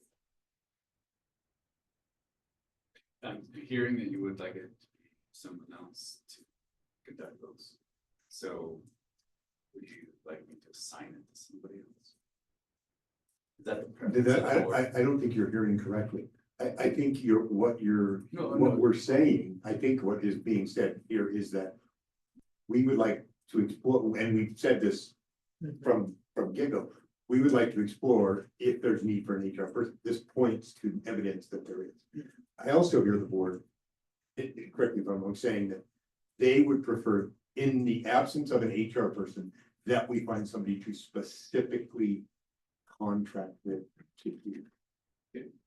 That's what I'm hearing. Yeah, and this is a discussion, so with nothing we can vote on. Right, but in the interest of discussion, I would recommend maybe like Eliza Thomas. She does consulting with Evergreen, Kalispell, Eureka, also she flies all over and she does exactly this kind of thing. And in terms of governance, she's a professional, so it's like, we're not involved in it at all. you know.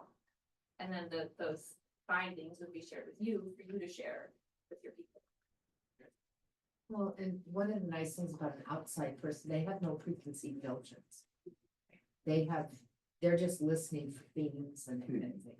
And sometimes when we're in the middle of it, we have our own ideas already kind of in our mind, what we think is gonna happen, and it sometimes it does and sometimes it doesn't. But it's nice to have a third party who has no connections. You know, just looking at us. Neutrally. Yeah, and I mean, I think this goes to with. Cause I think like with the communications audit and, and all these things, I think it can feel a little bit like, what is the board, what are we looking for? What are we looking to uncover? And I guess I'd like to clarify that I don't feel that way at all. I'm not looking for anything to uncover among teachers, admin. I just look at it as, you know, I get some awesome Yelp reviews. And it'd be really, like, I read it and I'm like, okay, that would have been nice to know before you wrote it on Yelp.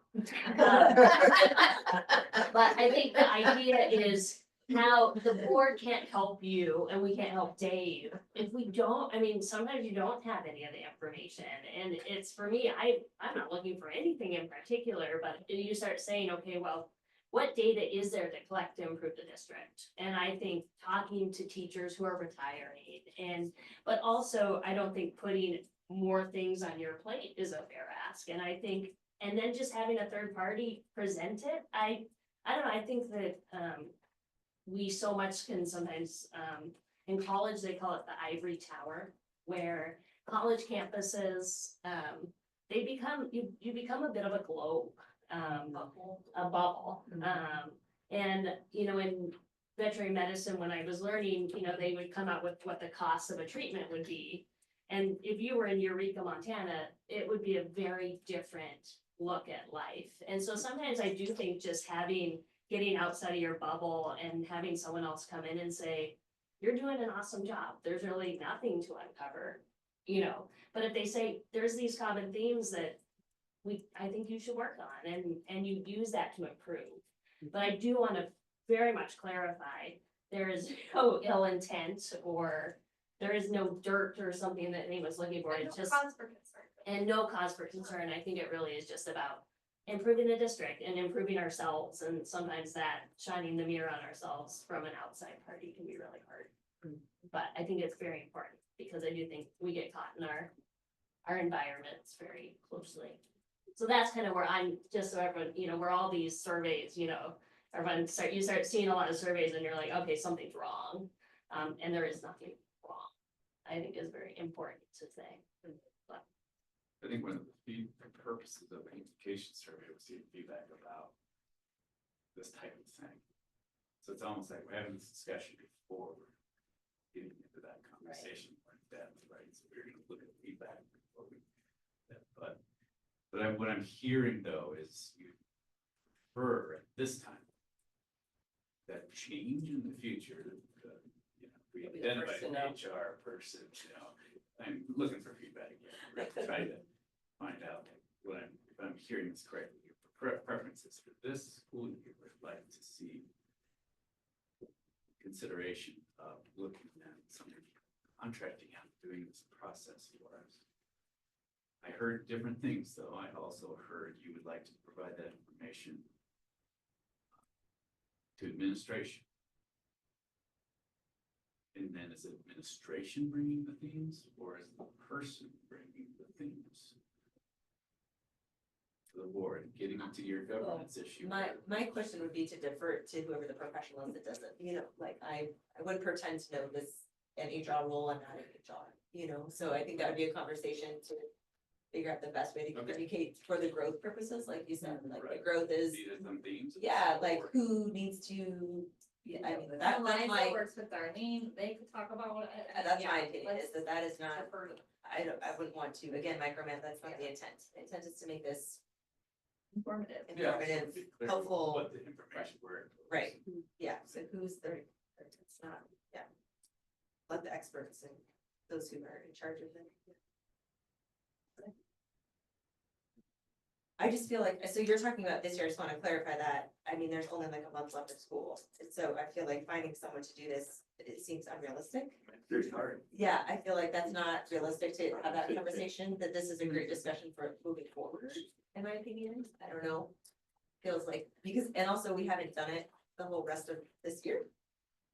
Generally, this academic year, so it feels like, would it be easier, more realistic to think about academic year 25-26? Why don't we give it a try moving forward? Okay, yeah. Yeah, If it's not yeah. feasible, then we'll be like, okay, let's wait. Yeah. Okay. But if it is feasible, like, why not do it? Okay. If Katie has an idea of who might be an appropriate person to experiment on. I mean, experiment with. I think reaching out and finding someone, I just wonder, again, like the data would be like the people in the last month that you're gonna exit, you know. But I think that's pretty much all you usually exit interview. Yeah. Like the people like every like end of year retirement, suicide, you don't usually like Yeah, do you middle don't of usually year. use Okay, teachers. so So you it's not too tight at that time. Well, no, I think that's a very good question. And that'd be a question for like. Yeah. Yeah. Okay. Okay. Certainly, that might be harder than we. Yeah. Yeah, Maybe that's what I'm just it's possible prepared to for. find somebody, it might not. So Yeah, I think it's got it. So if we could explore it. I'm guessing whoever that person is, it's happening in the end of the school year in every school district. Yeah. It just might be. Yeah, but just to plant the seed and have the conversation, okay, this, thanks for clarifying everyone. So Katie, are you thinking that Dave would get in contact if, say, he opted, if we opt, you opted to go with Eliza and her, and have contact information? Well, she's at the college. Well, and I think the other thing, I think they're kind of the splitting is if it isn't feasible, can they help, could a person help Dave standardize it for this year and say, okay, well, it is on Dave's plate this year, but here's kind of the process that I would recommend you follow just to help you potentially out Sure. as well. That's Yeah, that's kind of what I was thinking too, yeah, is helping to come up with those questions, standardize, like, just to, it's, yeah, that's what. Again, just help you since you are very busy. And then the intention would be that we would interview each candidate, each person leaving, as opposed to if they want to have an interview. Well, Well, that- not force it, yeah. You can't We require. can't force anybody, obviously. You can offer it to every person though. You can versus ask offering each some. of them. They would do that. Right. Just like their end of year reflection, you can't like force. You can't No. force it, but. It's nice. People participate.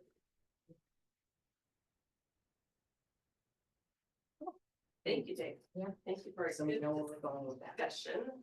Everyone had a good discussion for a long time. Jacob, I mean, you're always here. You're usually just in a different room. Yes. I think we just see your name on the board. You're sitting back there so patiently. Thank you. So Jacob is gonna talk about the MakerBot data privacy agreement. Sure.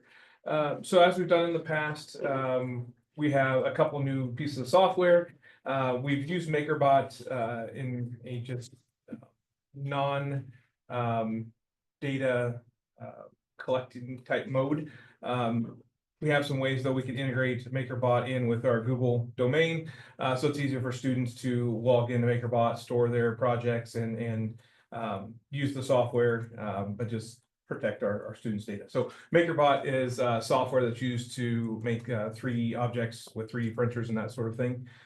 So right now, when they use it, they can't sign into Google or store their projects in MakerBot because we don't have a data privacy agreement. So with the data privacy agreement, we can have students just log in directly with their Google account, makes it a lot quicker, stores their projects, they can update it right in there. They can work on it from home and all different things like that they can't do right now. So they have agreed to sign the data privacy agreement. So just hoping that you guys are okay with us moving forward with that agreement. So. Clarifying questions for Jacob? Are you saying they have a privacy agreement that faculty and students would sign, or? So this is just for students. So Montana has a variety of student data privacy laws that we, of course, have to abide by. There's a Montana student data privacy agreement that's been provided for anyone to use. And so we just use that template version that we provide to vendors. And as long as they're willing to sign it, we countersign it and then they agree to follow all the Montana state laws regarding student data and how it's used, how it's disposed of, you know, the different avenues of fixing anything that happens. But it gives us teeth, really, if they misuse the data that we don't have without it, so. Public comment? Back to the board, I want to just say, I think the entire state owes you a big thank you. I don't know if any other technology directors are out there getting all these data privacy agreements. I think last year came with like 6 of them. Yeah. And now you've got 2 more. So. Not to take too much credit, there are others, and it's really nice because we do share these, and there's if the vendor's willing, there's an appendix A to it, or exhibit A to it, that if the vendor signs in any other district in the state can piggyback off of it.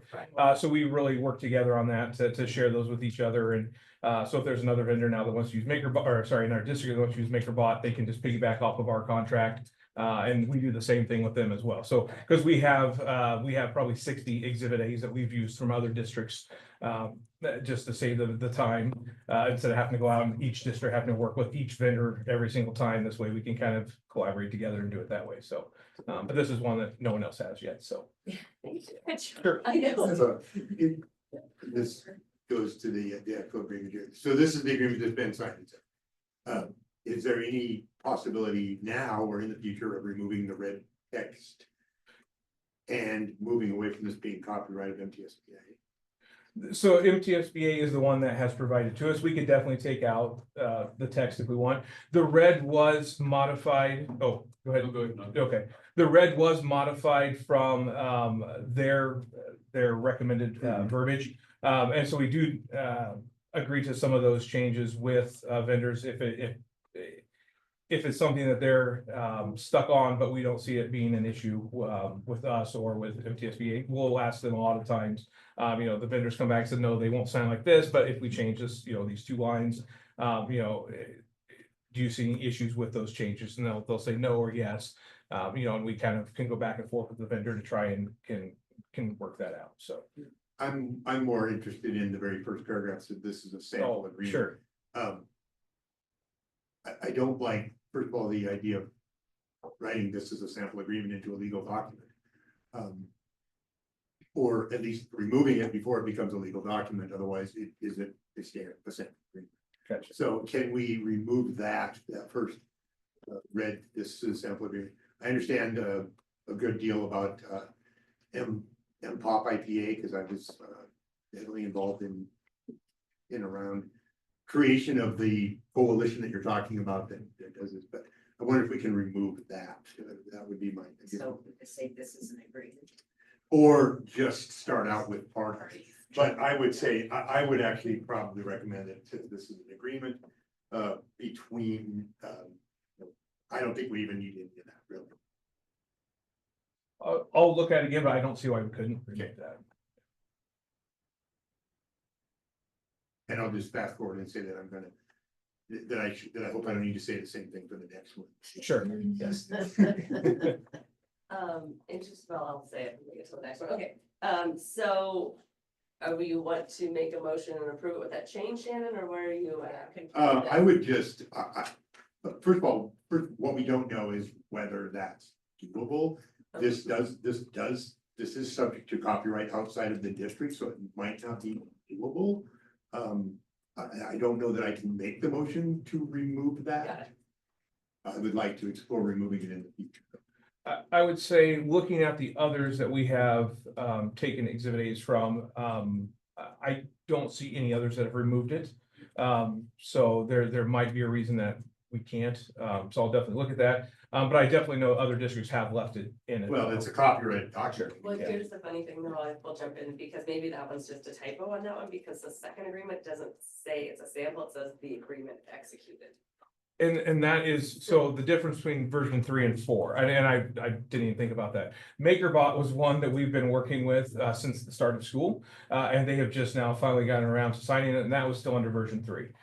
Version 4 came out here recently, and that's the Edmonton one. And honestly, I hadn't even noticed that verbiage had changed in that. Oh, interesting. This is our first one that we've done with version 4, so.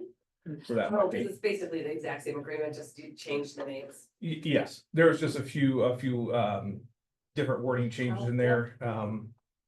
I know there was one, regards to how the data is destroyed. Almost every, vendor had issues with, the version 3 verbiage. So I know they changed that a little bit in 4 and things like that, so. Okay, that would make a lot of sense. Oh, yeah, because one is version 3, one is version 4. Okay, perfect. And it does say in here that if they agree to an amendment, it needs to be approved by the kids. So they are holding copyright. Yeah. So. It might be. Darn it. A good one, Shannon. I once in a while. You do, you've had hard usually. Is there a motion on the MakerBot privacy agreement? I move that we accept the MakerBot privacy agreement.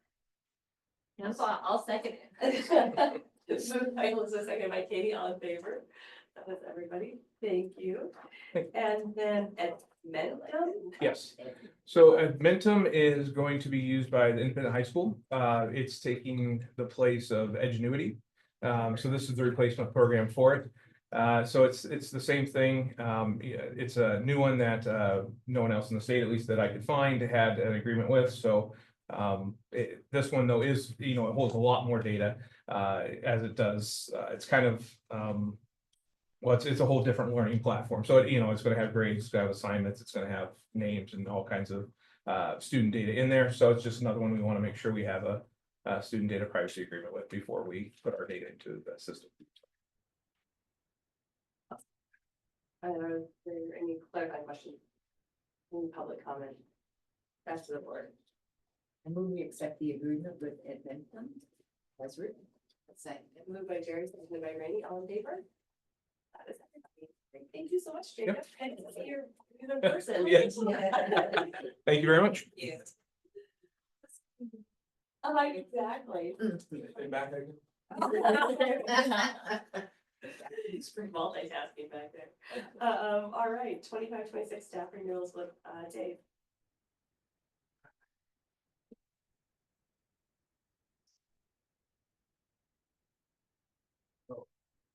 You have a list of all staff recommended for renewal, certified staff, as well as administrative staff, classified staff. All listed there throughout this document. So recommended for your approval. Staff, classified staff. We get all of them to make the things work. Everybody who works for us. Yeah. It's now when we do the coaches too, or that's separate? That is a separate thing. We're gonna do those in June. Okay. And when these are recommended, it means it had consistently acceptable valuations. No outstanding. They're all recommended for approval, based on meeting expectations. Because it's recommended based on, like, you guys are. Yes, That's what that means, yeah. it's all through our process. So you're right.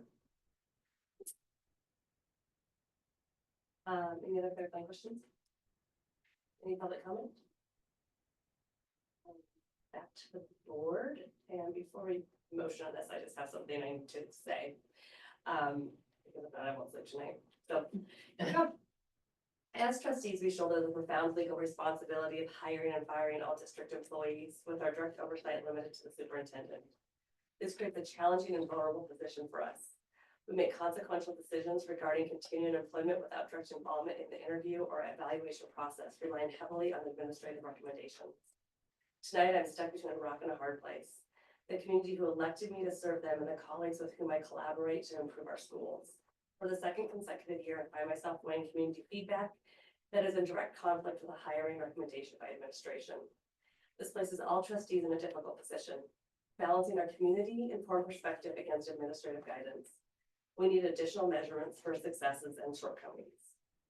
When parents and students voice concerns, they often hear that nothing can be done or solutions address only individual cases rather than underlying issues.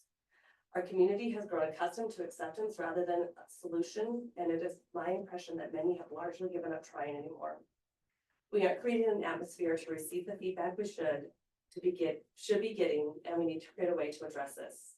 Tonight, I have questions about a particular renewal recommendation, and I face the dilemma of calling for a separate vote on an individual. even though the issue remains obscure to most trustees. To address this, I firmly believe we need a system for tracking minor complaints to identify patterns requiring attention that land outside of policy 1700. This would strengthen our governance, honor our commitment to our community, and ultimately better serve every student who enters our schools.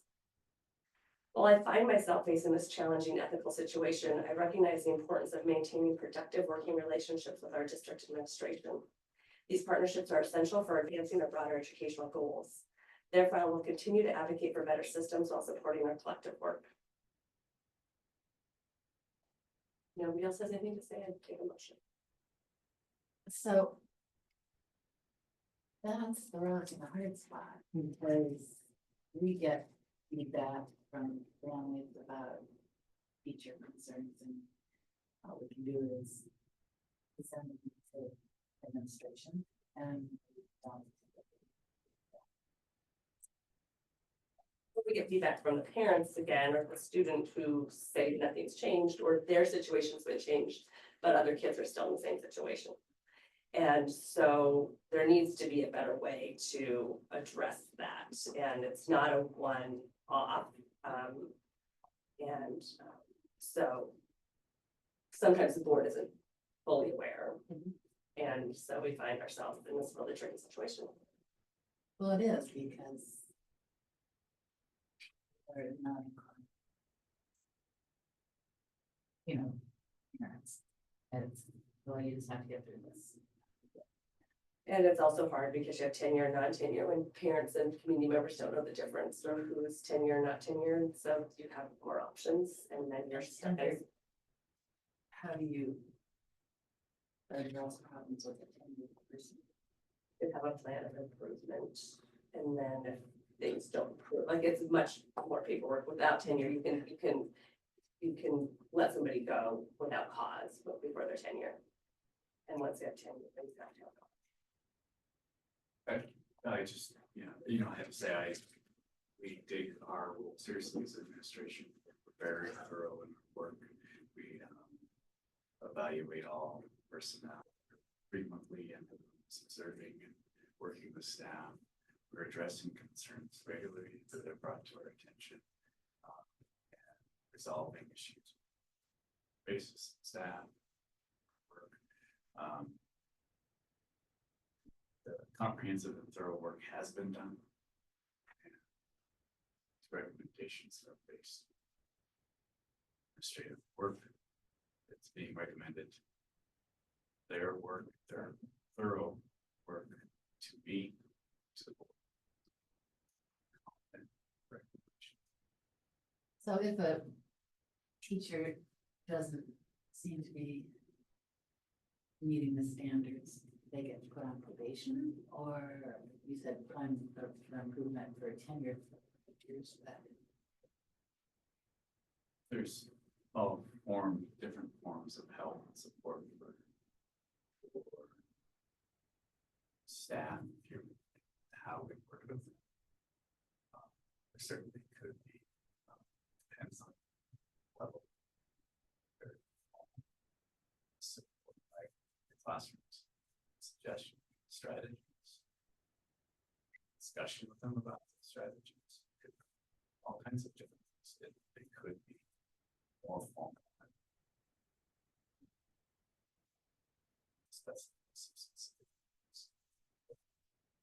This is the daily work of administration. They do this all the time. And staff to help support them. And staff are working with them and working to improve and doing those things. That's what happens when you come to this level. We recommend a lot of work that goes into that.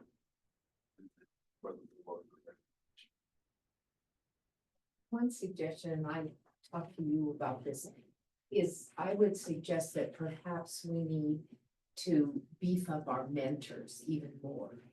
That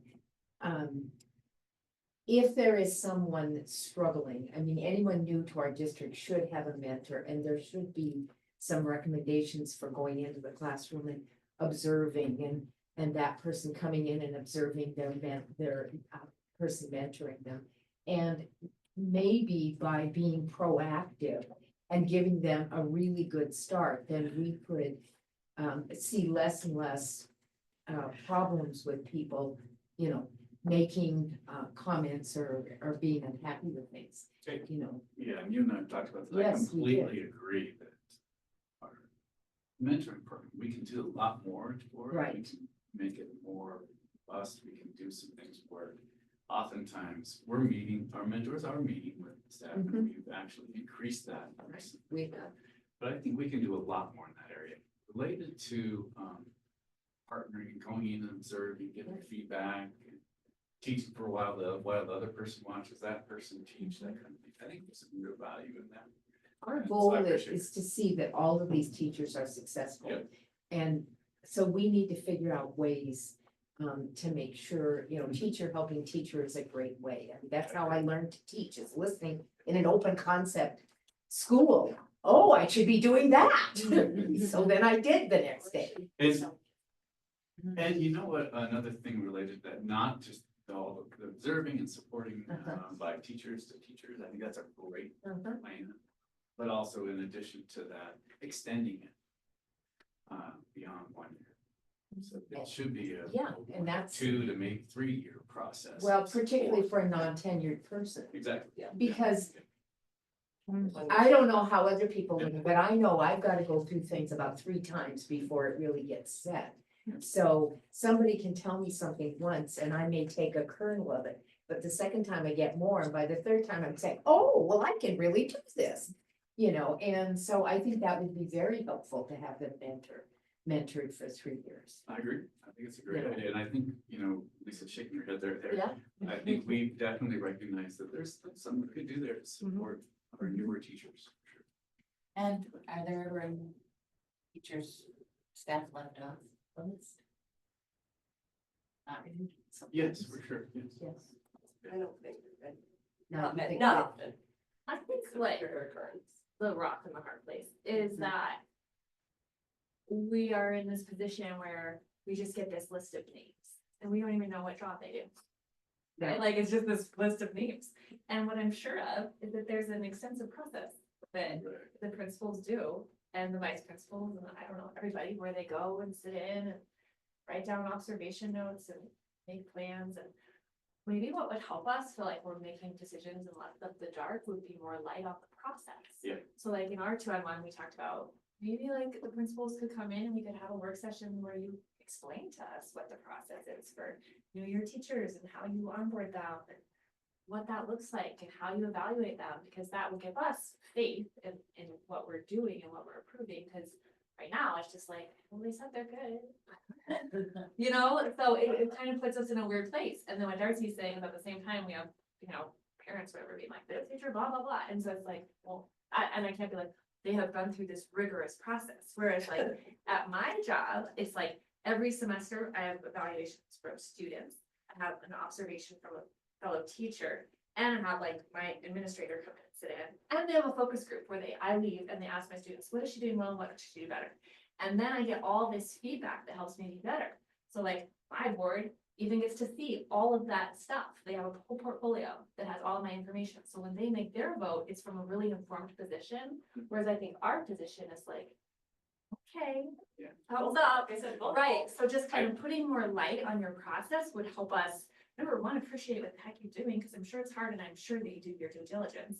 But 2, it helps us answer community's feedback about like, this teacher, blah, blah, blah. And we can be like, well, actually, they've gone through this rigorous multi-step 3-year process, or whatever the case is. I totally agree. I completely agree. We talked about that. Yes. too. And I think that's a really good thing that we could do together, talk about exactly what's done. You know, they're in, how frequently they're in rooms too, just casually. Yes.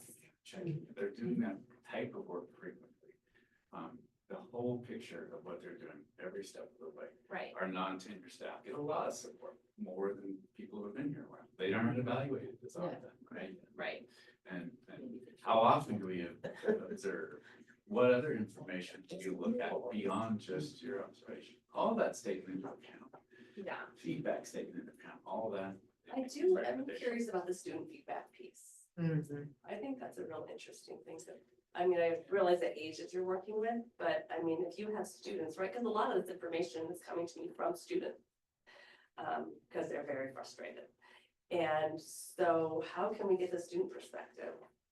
But sometimes they're not. Sometimes they're like, I love this teacher. Right, Like, I'm I not love saying they this don't, class. it's So always how do going we- to be Yeah, it negative. would be interesting to. You know, the they know if they administrators have a good feedback. teacher, they know what makes a Right. good teacher. And I do There's know a that reason the orchestra's the blowing out. administrators do meet with like the student council and all kinds of people, and they do get feedback. And so I think it would just enlighten us to have more information. Different ways to get. The other thing I wonder is part of our feeling of like, we're so in the dark is because we took away our school visits. Yeah. Like, we got some of these names and we're like, I don't even know what it is, and that's unusual for us. So it's unusual for us that we like don't sit down with the administrators anymore like we used to and have these conversations once a year. And we're not walking around the schools, and so I think we're just kind of feeling like, oh, what? In the dark. I agree. I think those school visits are really important for trustees. I think it's a great opportunity for trustees to get to see. Build relationships. Go into the buildings, Well, and see staff and see what's happening. And I think it helps, like I said, that's another piece. Right, just like building those relationships. Well, I But I guess, would, yeah, I'm sorry, just wanted to mention, I think a really good sit down session. Looking at with our administration and trustees, what's involved.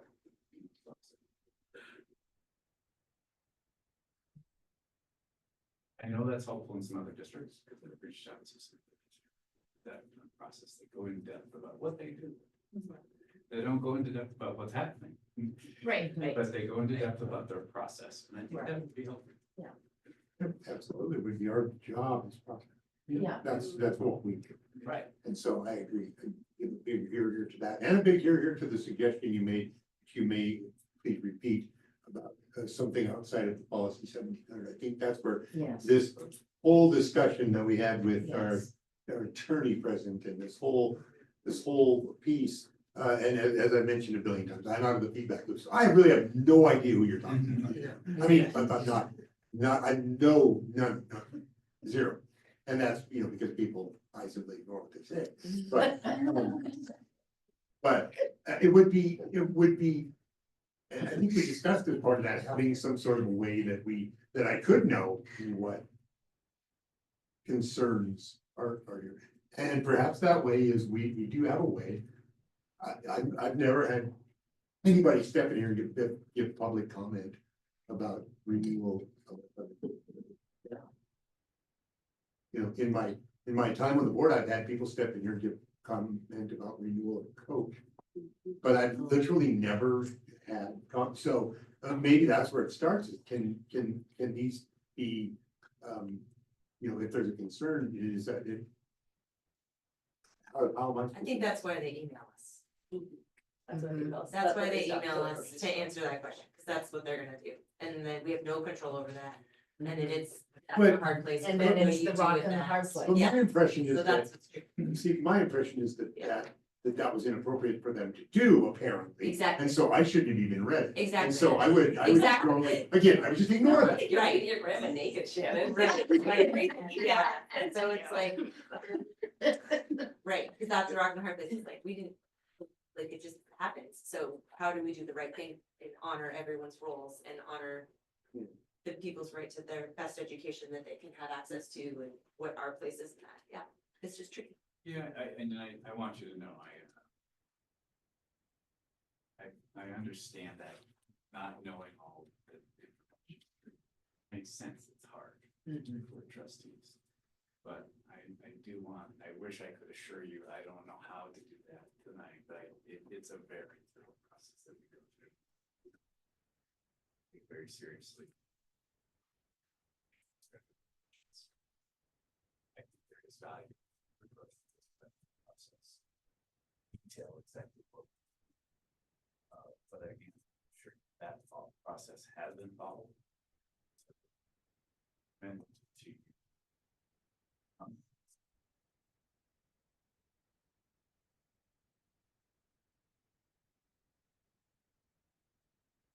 Thank you for doing the process Yes. diligently. I'll move, we approve. And I'll second. Moved by Katie, seconded by Elizabeth, all in favor? Okay, moving on to recommendations for hire, which is funny after staff renewal. It's like, did I read that right? Yeah. This is a different process. Yeah. Not a renewal. These are just brand new people. Yeah. These are new positions. And these positions are recommended for hire. You have paraeducator, summer cook, and assistant summer coach, as well as guest teacher positions as well. One is a guest nurse. That's right. So, She's currently. Yeah, this is in time where I can ask a clarifying question. Yeah, so is she part-time? Yes. That's what, okay, that's, I was like, how does that work? Yeah. Okay. Okay. Got it. these staff are recommended. Any clarifying questions? Then that's our. No, it's okay. Just checking. Any public comment? Oh, I forgot. No, I didn't come. I lost one. You Okay. You know, you did forget. I did forget. Oh, should we go back? Uh, Okay. Any further comments or motions? As presented. Second. Moved by Fitzy, seconded by Jerry, all in favor? That's everybody. Thank you. Out of district students, our poor family that was waiting decided they couldn't wait any longer and they left. So this is our recommendations that we have on each month. We come together typically for out of district students, so we're recommending approval of these students. Again, these are student identifier numbers. But you see though, those are students that have it's come to our attention that they are moved, or they're out of district now. So they're students who are currently in our roles. But that they we're moved out. recommending, But they moved out. right, exactly. Hoping that we're gonna be gone. So then the next one though is a big long list, Yeah, this again, is- another list, but this is a list of about 150 sort of students that are out of district that are currently enrolled. Again, so these are the renewal of our out of district students. We've captured that number for many years. That's about what we've got. So let's say, yeah. So this is just continuing that out of district renewal of those students that are currently with us. We have the staff to address their needs because they've been with us. So recommending. Any clarifying questions? A comment? Back to the board. Would we approve this presented? Second, moved by Betsy, seconded by Katie, all in favor? Check that family was that email, like, don't worry. Everything's You're fine. You're in, yeah, in for one more year. Actually, Dave, have we changed that out of district policy? We're still thinking about it. So I think more on that one. About you, but one. We haven't changed. Okay, sorry, okay, all right. There's something. Okay, sorry. That big long policy. Yes. That is always awesome. All right, up next is a reorganization of the board, Lucy. This is exciting, I'm done now. For a few minutes. Yeah. You still have to picture. Okay, are there any nominations for the chair of the board? I would like to nominate Elizabeth Pitt. I'll second.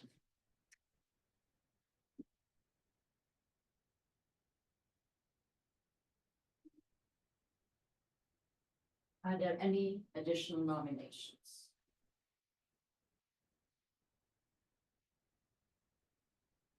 Sorry. Yeah. Somebody else's turn for the short stop. Any discussion or clarifying questions? Is there a public comment on this item? Okay, now back to the board for further deliberation or emotion. I move we accept Elizabeth as our new board chair. I'll second.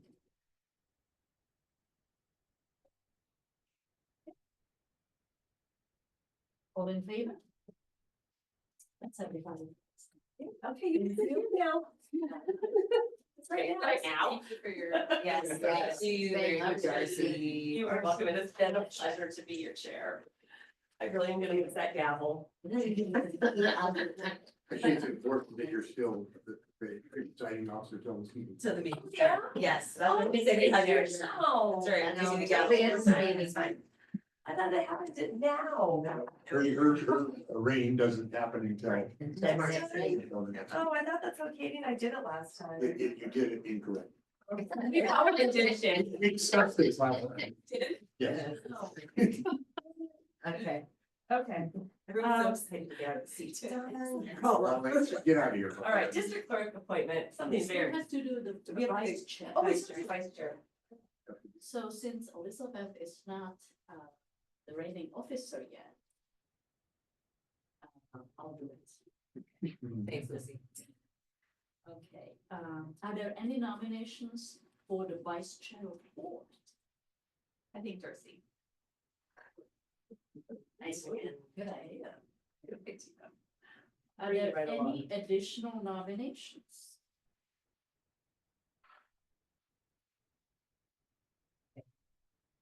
Any discussion or clarifying questions? I would just say it.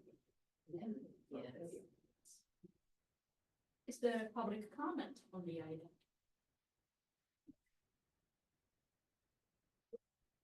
Now back to the board for further deliberation or a motion. I move we elect Darcy as the vice chair. Second. Thanks. Oh, come to that. I wasn't.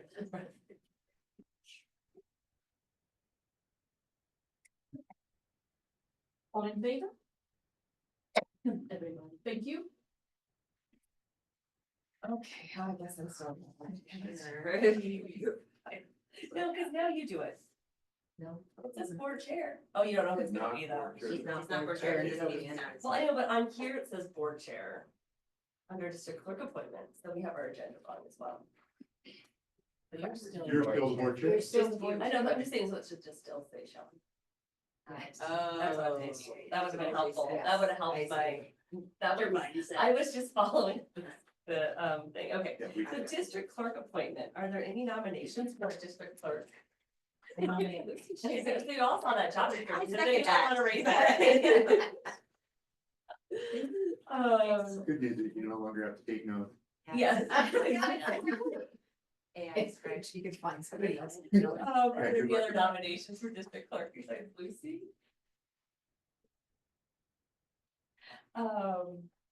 Back, or any any comments?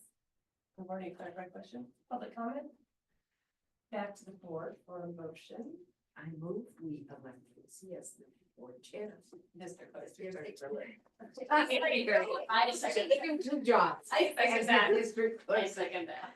And she's here all the time. I second that. Yeah. We can add it to the job. Okay, moved by Jerry, seconded by Elizabeth to accept Lucy as our district clerk. Perfect. Thank you. All in favor? That is everybody, right? Yeah. Yep, okay, thank you. Thank you.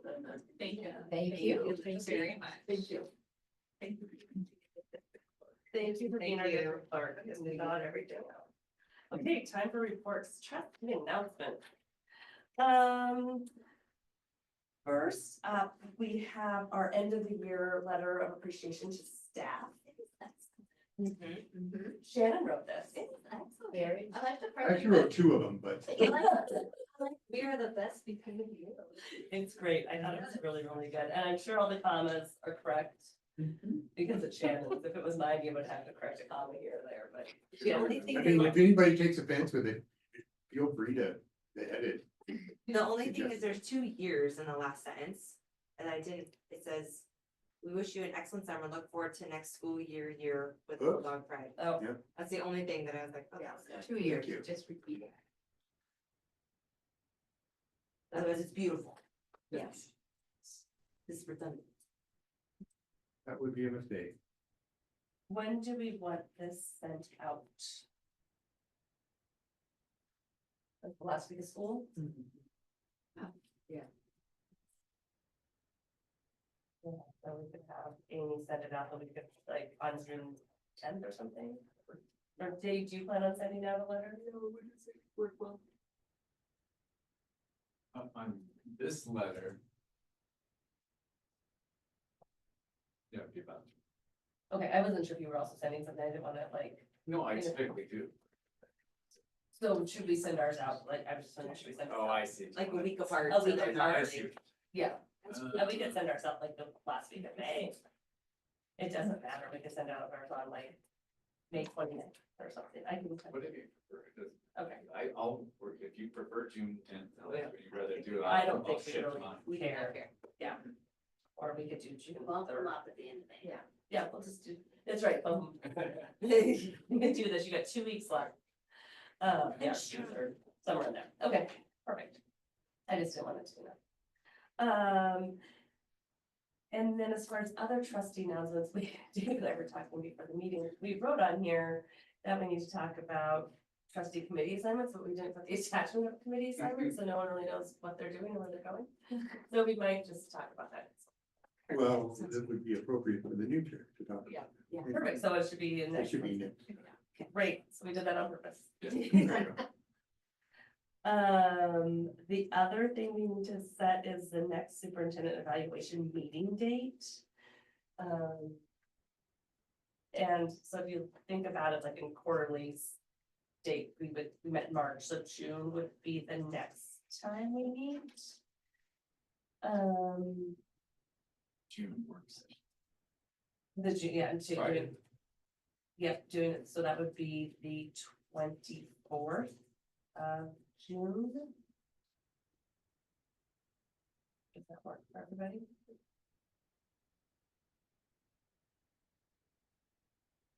What we talked about, remember, that's right, still having the at 6 o'clock. Yeah. Yeah, and then off the work session back. I think Or this maybe would we just be a work over session, yeah, because we Great. don't usually have a work session in June, so Okay, this good. kind of is a pretty, this kind of slips in there and no one has to know. I mean, people have to know, but like, as a board member, you're not like, oh my gosh, I have another meeting. It's less Right. painful. It's less painful, yeah, Yeah. because it's, yeah, Thank you yeah. for that. We're just used to having 2 meetings a month. and Great, so I you- just wanna make sure we don't have to like come 2 hours early. No, Yeah, I think I'm with. no, no, so we will, Dave, will you send out a calendar invite? Oh, sure. And I'm Oh, you hearing have though, something going on? and not, Oh, is it your 2-on-1 usually? No, it's just that you have it It's already calendars. there. Oh, you just had, yeah. And you just Good, didn't I realize. see you already. That's what she meant, that she was gonna sneak it in and you weren't Yeah, even like- know. Yeah, you You're didn't gonna. know. I don't normally have that. just for clarification though, it's listed as a June, a work session now, so we're going to call it special. It would be a special board meeting. Yeah, just wanted to clarify. Yeah. Okay. Change that.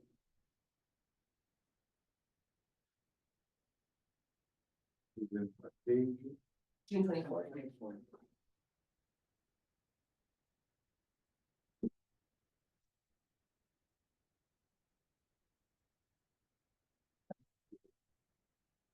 No, you're gonna be busy driving all the tourists around. Yes. You're not going anywhere, we're not worried about that. Possible July retreat. And we've talked about this, typically if we've done like a board retreat, last year we did a board retreat with the admin. And so this year we've been rolling out lots of different ideas. One idea was maybe to have MTSBA come and have Deborah Silk come, that's been thrown out. As a possible idea, and go over different elements and different ideas. That's what I would wonder, do we have an idea of what, sort of what we want to get out of this, what we want to do? This is another your report, you go in. Oh, great.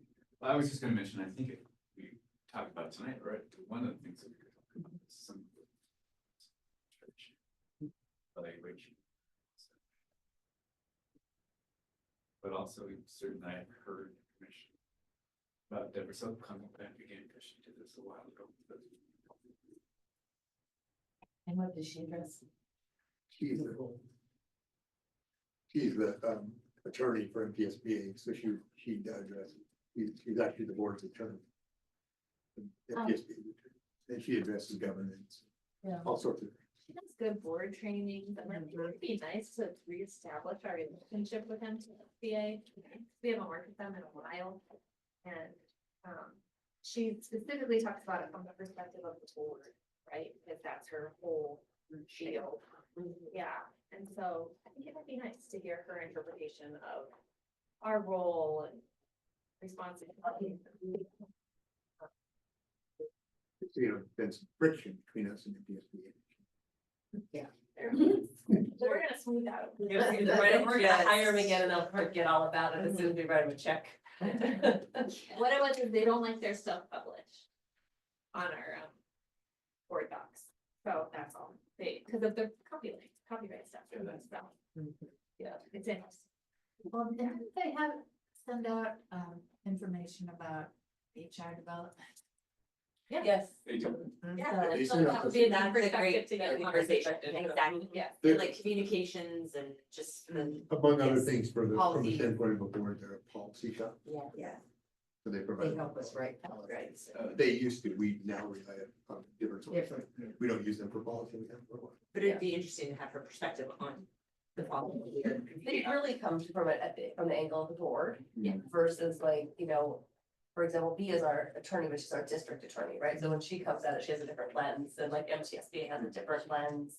So they're always available, they have different trainings, and Quincy did a training with them on athletics. Yeah, and, they've got great. So they're really good about board education, they really come from it as a lens. We did budget workshop.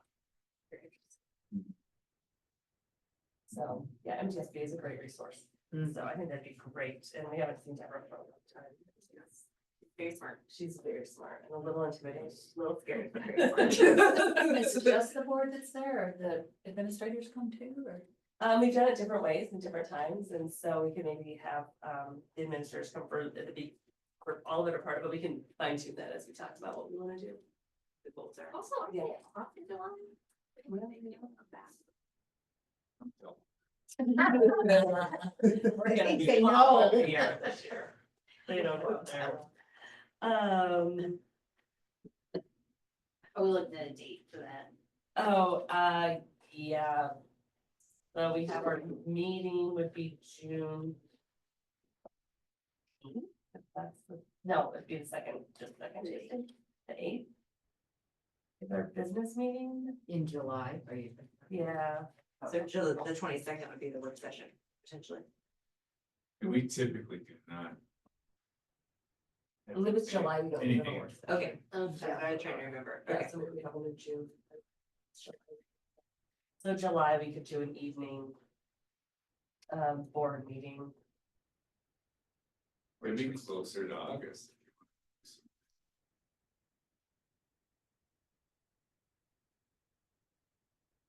What was that date? Well, I was just thinking 2 weeks prior to. start the school year. Administration. Yeah, but then that would mean we'd have 3 meetings unless we're not gonna have like don't we usually go over data in August? And I don't think any board members are really willing to give up that. It's kind of one of our favorites. No, Is it in August? I think it's Lisa? September. I think it's September. I think we Oh. moved it to September. Oh, okay. So we could do it in August, and then we'd still have July off.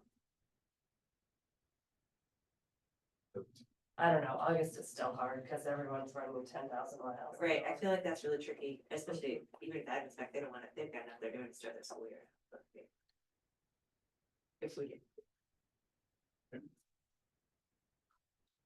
It feels like the 15th, July 15th, or the 22nd, or like one of those July. Yeah. I don't know. And July 22nd would be like the natural time. to me, that's, So I think that's, I just think that's nice. David, is Yeah, that the SAM conference? Yeah, it is. Oh, it is. Oh, We ran into this. We did. We had this very same conversation. The 29th. I'm not. You can see the 29th. We did it the 15th. we could. Oh, actually. I have a SAM conference on the 20th, Okay. Because July has this I'll weird look. extra week in it, like.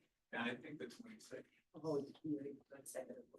Well, why don't we hold? It is the 28th. Okay, so we can do the 22nd. Okay. Are you in town? I'm in town the 22nd. Well, darn for you. I'm So everyone needs to be in town at the board. July 25th. So whenever they're in.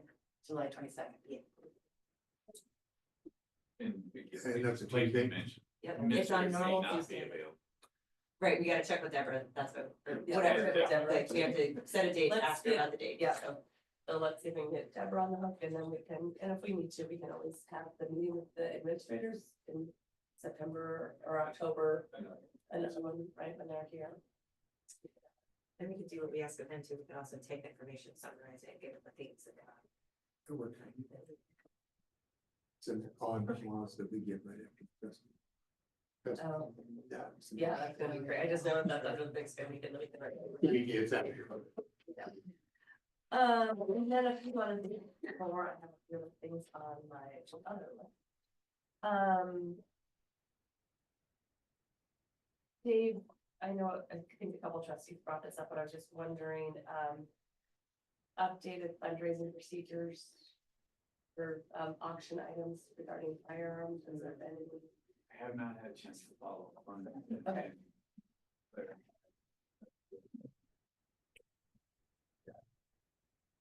And then is there, or one of our work sessions, we talked about attendance quite a bit, and so we're just wondering about an attendance procedure update, I think of work. What is the update on the attendance update? I think I know. I think that's gonna take some work, as we talked about, looking at other districts. Group coming together to look at that, analyze information. I think we talked about recently that that's going to be a focus for us for next year, attendance in general. Procedures being one component. So yes, I think it needs to be focused on. Honestly though, with the time we have left in this year, I'm not sure how much we can get accomplished this year. We've definitely talked about it. It's on our agenda for next week to talk further about it for the administrative meeting and talk about what that could look like. Where we kind of process everything that developed, focus on this initiative with a component of it being looking at everything. So is that something would be in place for next fall though?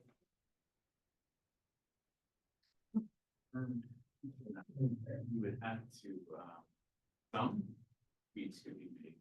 So I think the challenge is we're gonna need to invite some input from staff, others. So it's-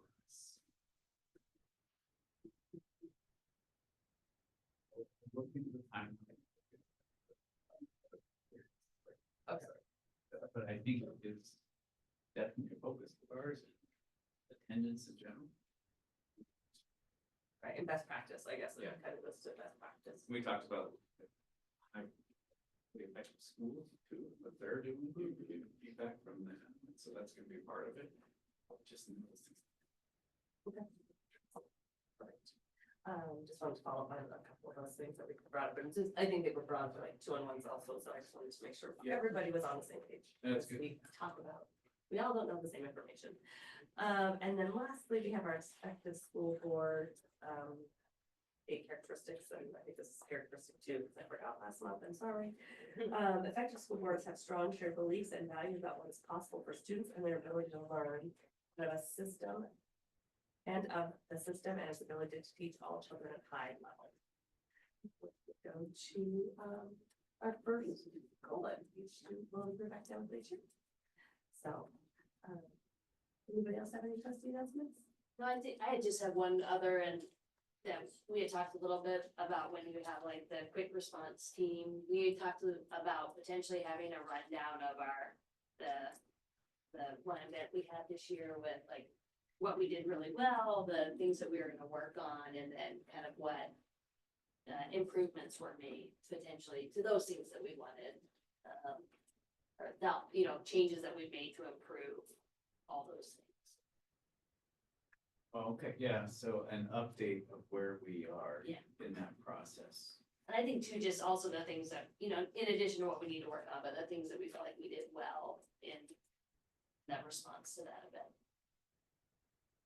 Yeah, already there have been so many great things. Like that that text thing with the webpage, that's Yeah. awesome. Yeah. And how quickly that happened. And doing the test. That was Yeah. really like helping us learn. So Make loud. sure that that's in the next, I didn't prepare for that. Right now I recall that. I Yeah, apologize. no. I'll prepare for that in the next superintendent's report, just an update on that. Yeah, we definitely had a lot of thorough discussion on it. And we've met and discussed, okay, what are the priorities? What have we done so far? Just an update, yeah, the progress. update on. And I did want to give you a chance to speak in purity, because it was the same about the comment that was stated at the start of the meeting tonight about the tragedy in Kalispell, but I do know we reach out to our neighbors. And if you want to have an opportunity to comment on that, I'll just want to give you the time and space to do, because I know you can't comment during public comment. I will, Or you want to comment on that anyway? Okay, well, okay. Are there- Yeah, go well, ahead. I can. I didn't know if it was in there, so I was like, I don't know. if he's I was just gonna say, Whitefish Rocks is Thursday. Yep. This Thursday at the Moose Lodge, 4:30. Everyone is welcome to come. Well, you're welcome. Throckmorton can come. It's the same night as the band This concert. night. It's tiny. Yeah, I I know know. it is this time of year. Whew, what was it? Gonna It's- call it Yeah, May because it summer? starts at 4:30, I think, 4:30, December. 6:30 or something. Great. Any other trustee announcements? I guess I was just gonna say something, Elizabeth highlighted this a little bit earlier, but as you go through our agenda and all these amazing gifts from our community and support we have, and having the opportunity again to travel to different stadiums and just be a lot of different schools, it's been just wonderful, and I'm so grateful for this district. But I'm also really grateful that we're gonna get a new track and stadium, because ours is that. So, yes, so thank you. Thank you. And then final, I would just like to say thank you again for supporting me as board chair. It was great, 2 years, that's long, but good. And so I will miss meeting with Dave frequently, but I'm sure we'll still be phone pals. We will. So, anyway, thank you all for your help and support during that time, appreciate it. All right, Dave. Okay, thank you.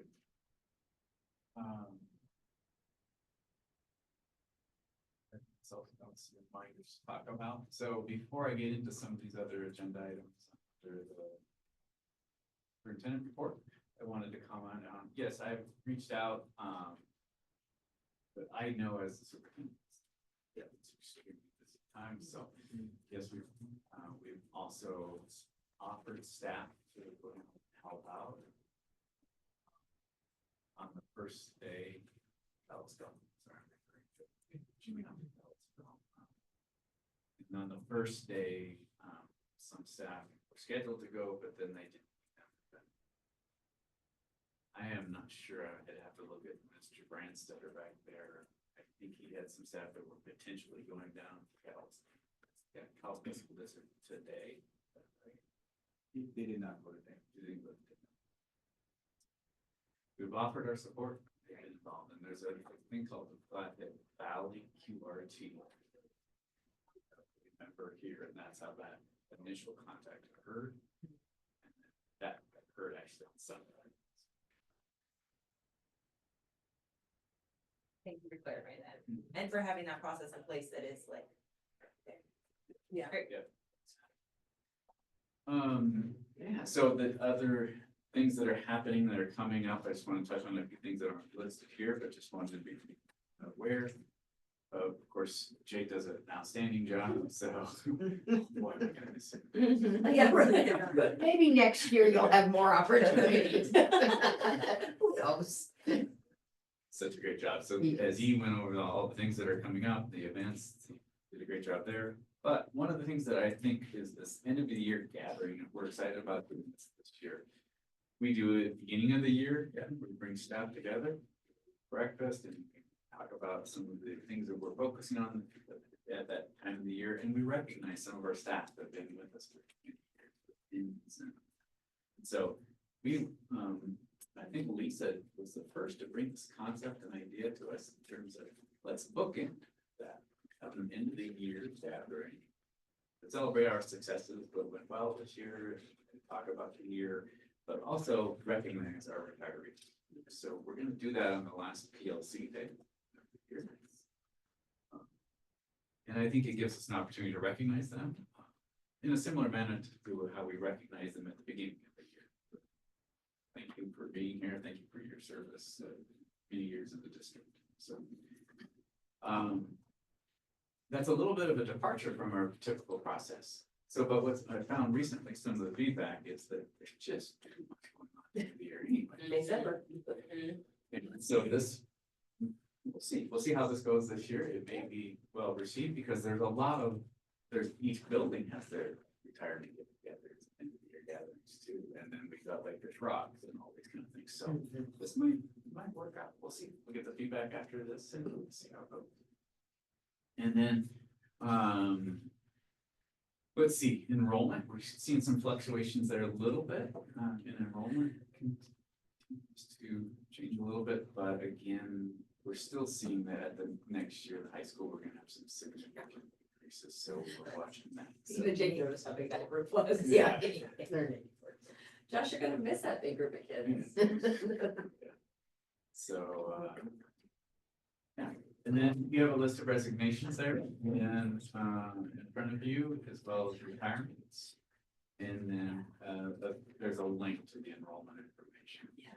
Wanted to look through that enrollment information, and I think you can see that most of them in the Western US, Western Canada, again. So I think what's happening, we're seeing just this transition phase. We'll see. I know that a lot of these homes are being purchased, so. I don't know if those are with families or not, as people are coming in and out, I don't know, so we'll see if that changes our enrollment as we go to the beginning of the year. And then, let's see.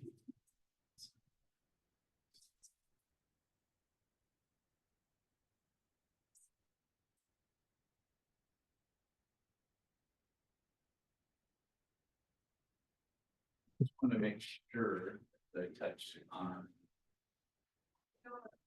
celebration recognition. Well, then we thank Darcy too for years of service. It's right. All those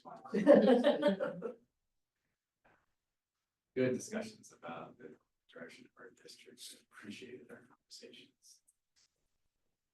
Thank you. Anybody else? Questions from? I have one question. Okay, so we talked about how we're improving our facilities, right? And all the improvements, and when we were talking about fixing the track and everything, tennis came up. And tennis has been so much better because of the deal that you brokered with the city. For the first time in, I don't know how many years, they could practice at the start of the season, not in the gym, but they could go to the courts because the courts were unlocked and they had, like, I don't know, gotten all the leaves off and all the things. So that contract that you worked out with the city really, really worked. The one thing is it possible, I guess right now, potentially, maybe I don't understand, right? The bathrooms don't open until the 15th of April, but they start practicing and hosting other schools coming for tournaments before that. Is there a way that we could renegotiate our contract to open the bathrooms a little earlier when we have the tournament? So, yeah, I did follow up on that Yeah. when that came up, and we did talk to them about it. Thanks for it's completely due to procedures regarding freezing, knee-wear. They open it only on those dates because of that. Huh. So it's really like, No, they're like running into the bushes. Like, I know, but Oh, get up yes. high. I'm sorry, yes, we could certainly get more spots, but to open up the current bathroom. Right, if water we is could not get it for it, possible. just some kind of. That's so Yeah, random. they jump in. Right now, it's like they're either running to Sweet Peaks, which is kind of far, or, There aren't. Knocking on doors. I don't know. There wasn't at the beginning of the year, now there is a porta potty down like by Riverside. But at the beginning of the year, they were like running that one day and I texted you, and I didn't realize that it was the contract, so anyways. Yeah, I think we've improved a lot of things there, but I think that was, but I think it was related to the freezing. Okay, But that's good to know. But the port. So I can relay that back, but it's, that's the temperatures. Cause it's actual fun. Right. Right, yeah. Well. Okay, I'll look into that. Thank you. But it is so much better. Like everybody was like, for the first year in so long, we can have our practice on the courts. Good So, job, team. thank you, Dave, very Yeah, much that's awesome. for advocating for that. Okay, Lucy. Big things from the business department. So what usually happens the first 2 weeks in May is health insurance opening. And this year, in addition to health insurance open enrollment, we're also changing out voluntary life insurance enrollment. And it is because the current insurance company who covered us, Voya, has announced that they no longer wish to do business with us because we are too small of a group to make it financially interesting. Oh. So. Not enough potential.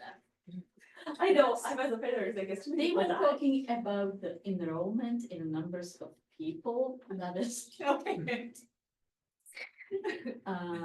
So we will be switching to principal life insurance company, so those staff members who wish to either carry over, continue, or newly enroll in voluntary life insurance will have the option to do so with principal life insurance. As far as any questions on open enrollment? If they've had a policy with Voya, does principal automatically accept that, or do they have to reapply? They have to reapply and they can enroll in different coverage amounts then.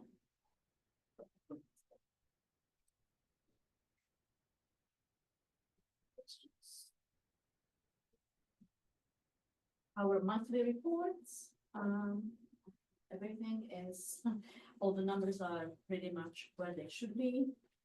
I'm always excited for the month of May because we will be receiving a large sum of money from all of us from the real estate taxes.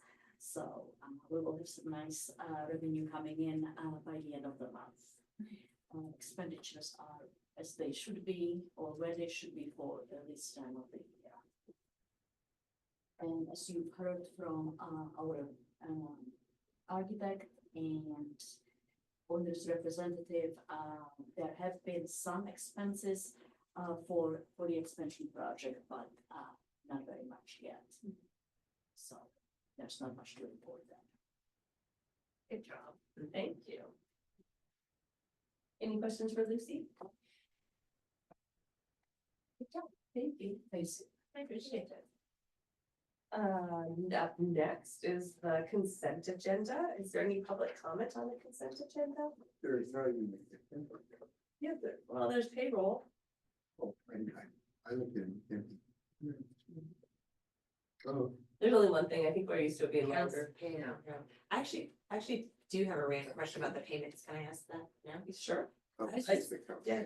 I was just curious, like why, maybe this is, I don't know if this is, I'm just curious, what's A plus healthcare? Why did we pay? Nurses. Oh. Nurses. Okay. Versus specific individuals. I see. Okay, that's what I was like. Why do we have? Thank you. That makes sense. Okay, thanks.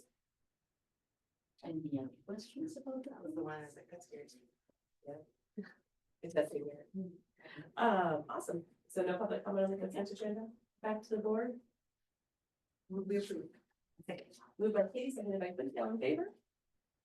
That is everyone consenting. And adjournment. I would take one final motion. Move on adjourn. Moved by Jerry, seconded by Katie, all in favor? Everybody. Oh, it's great. Okay.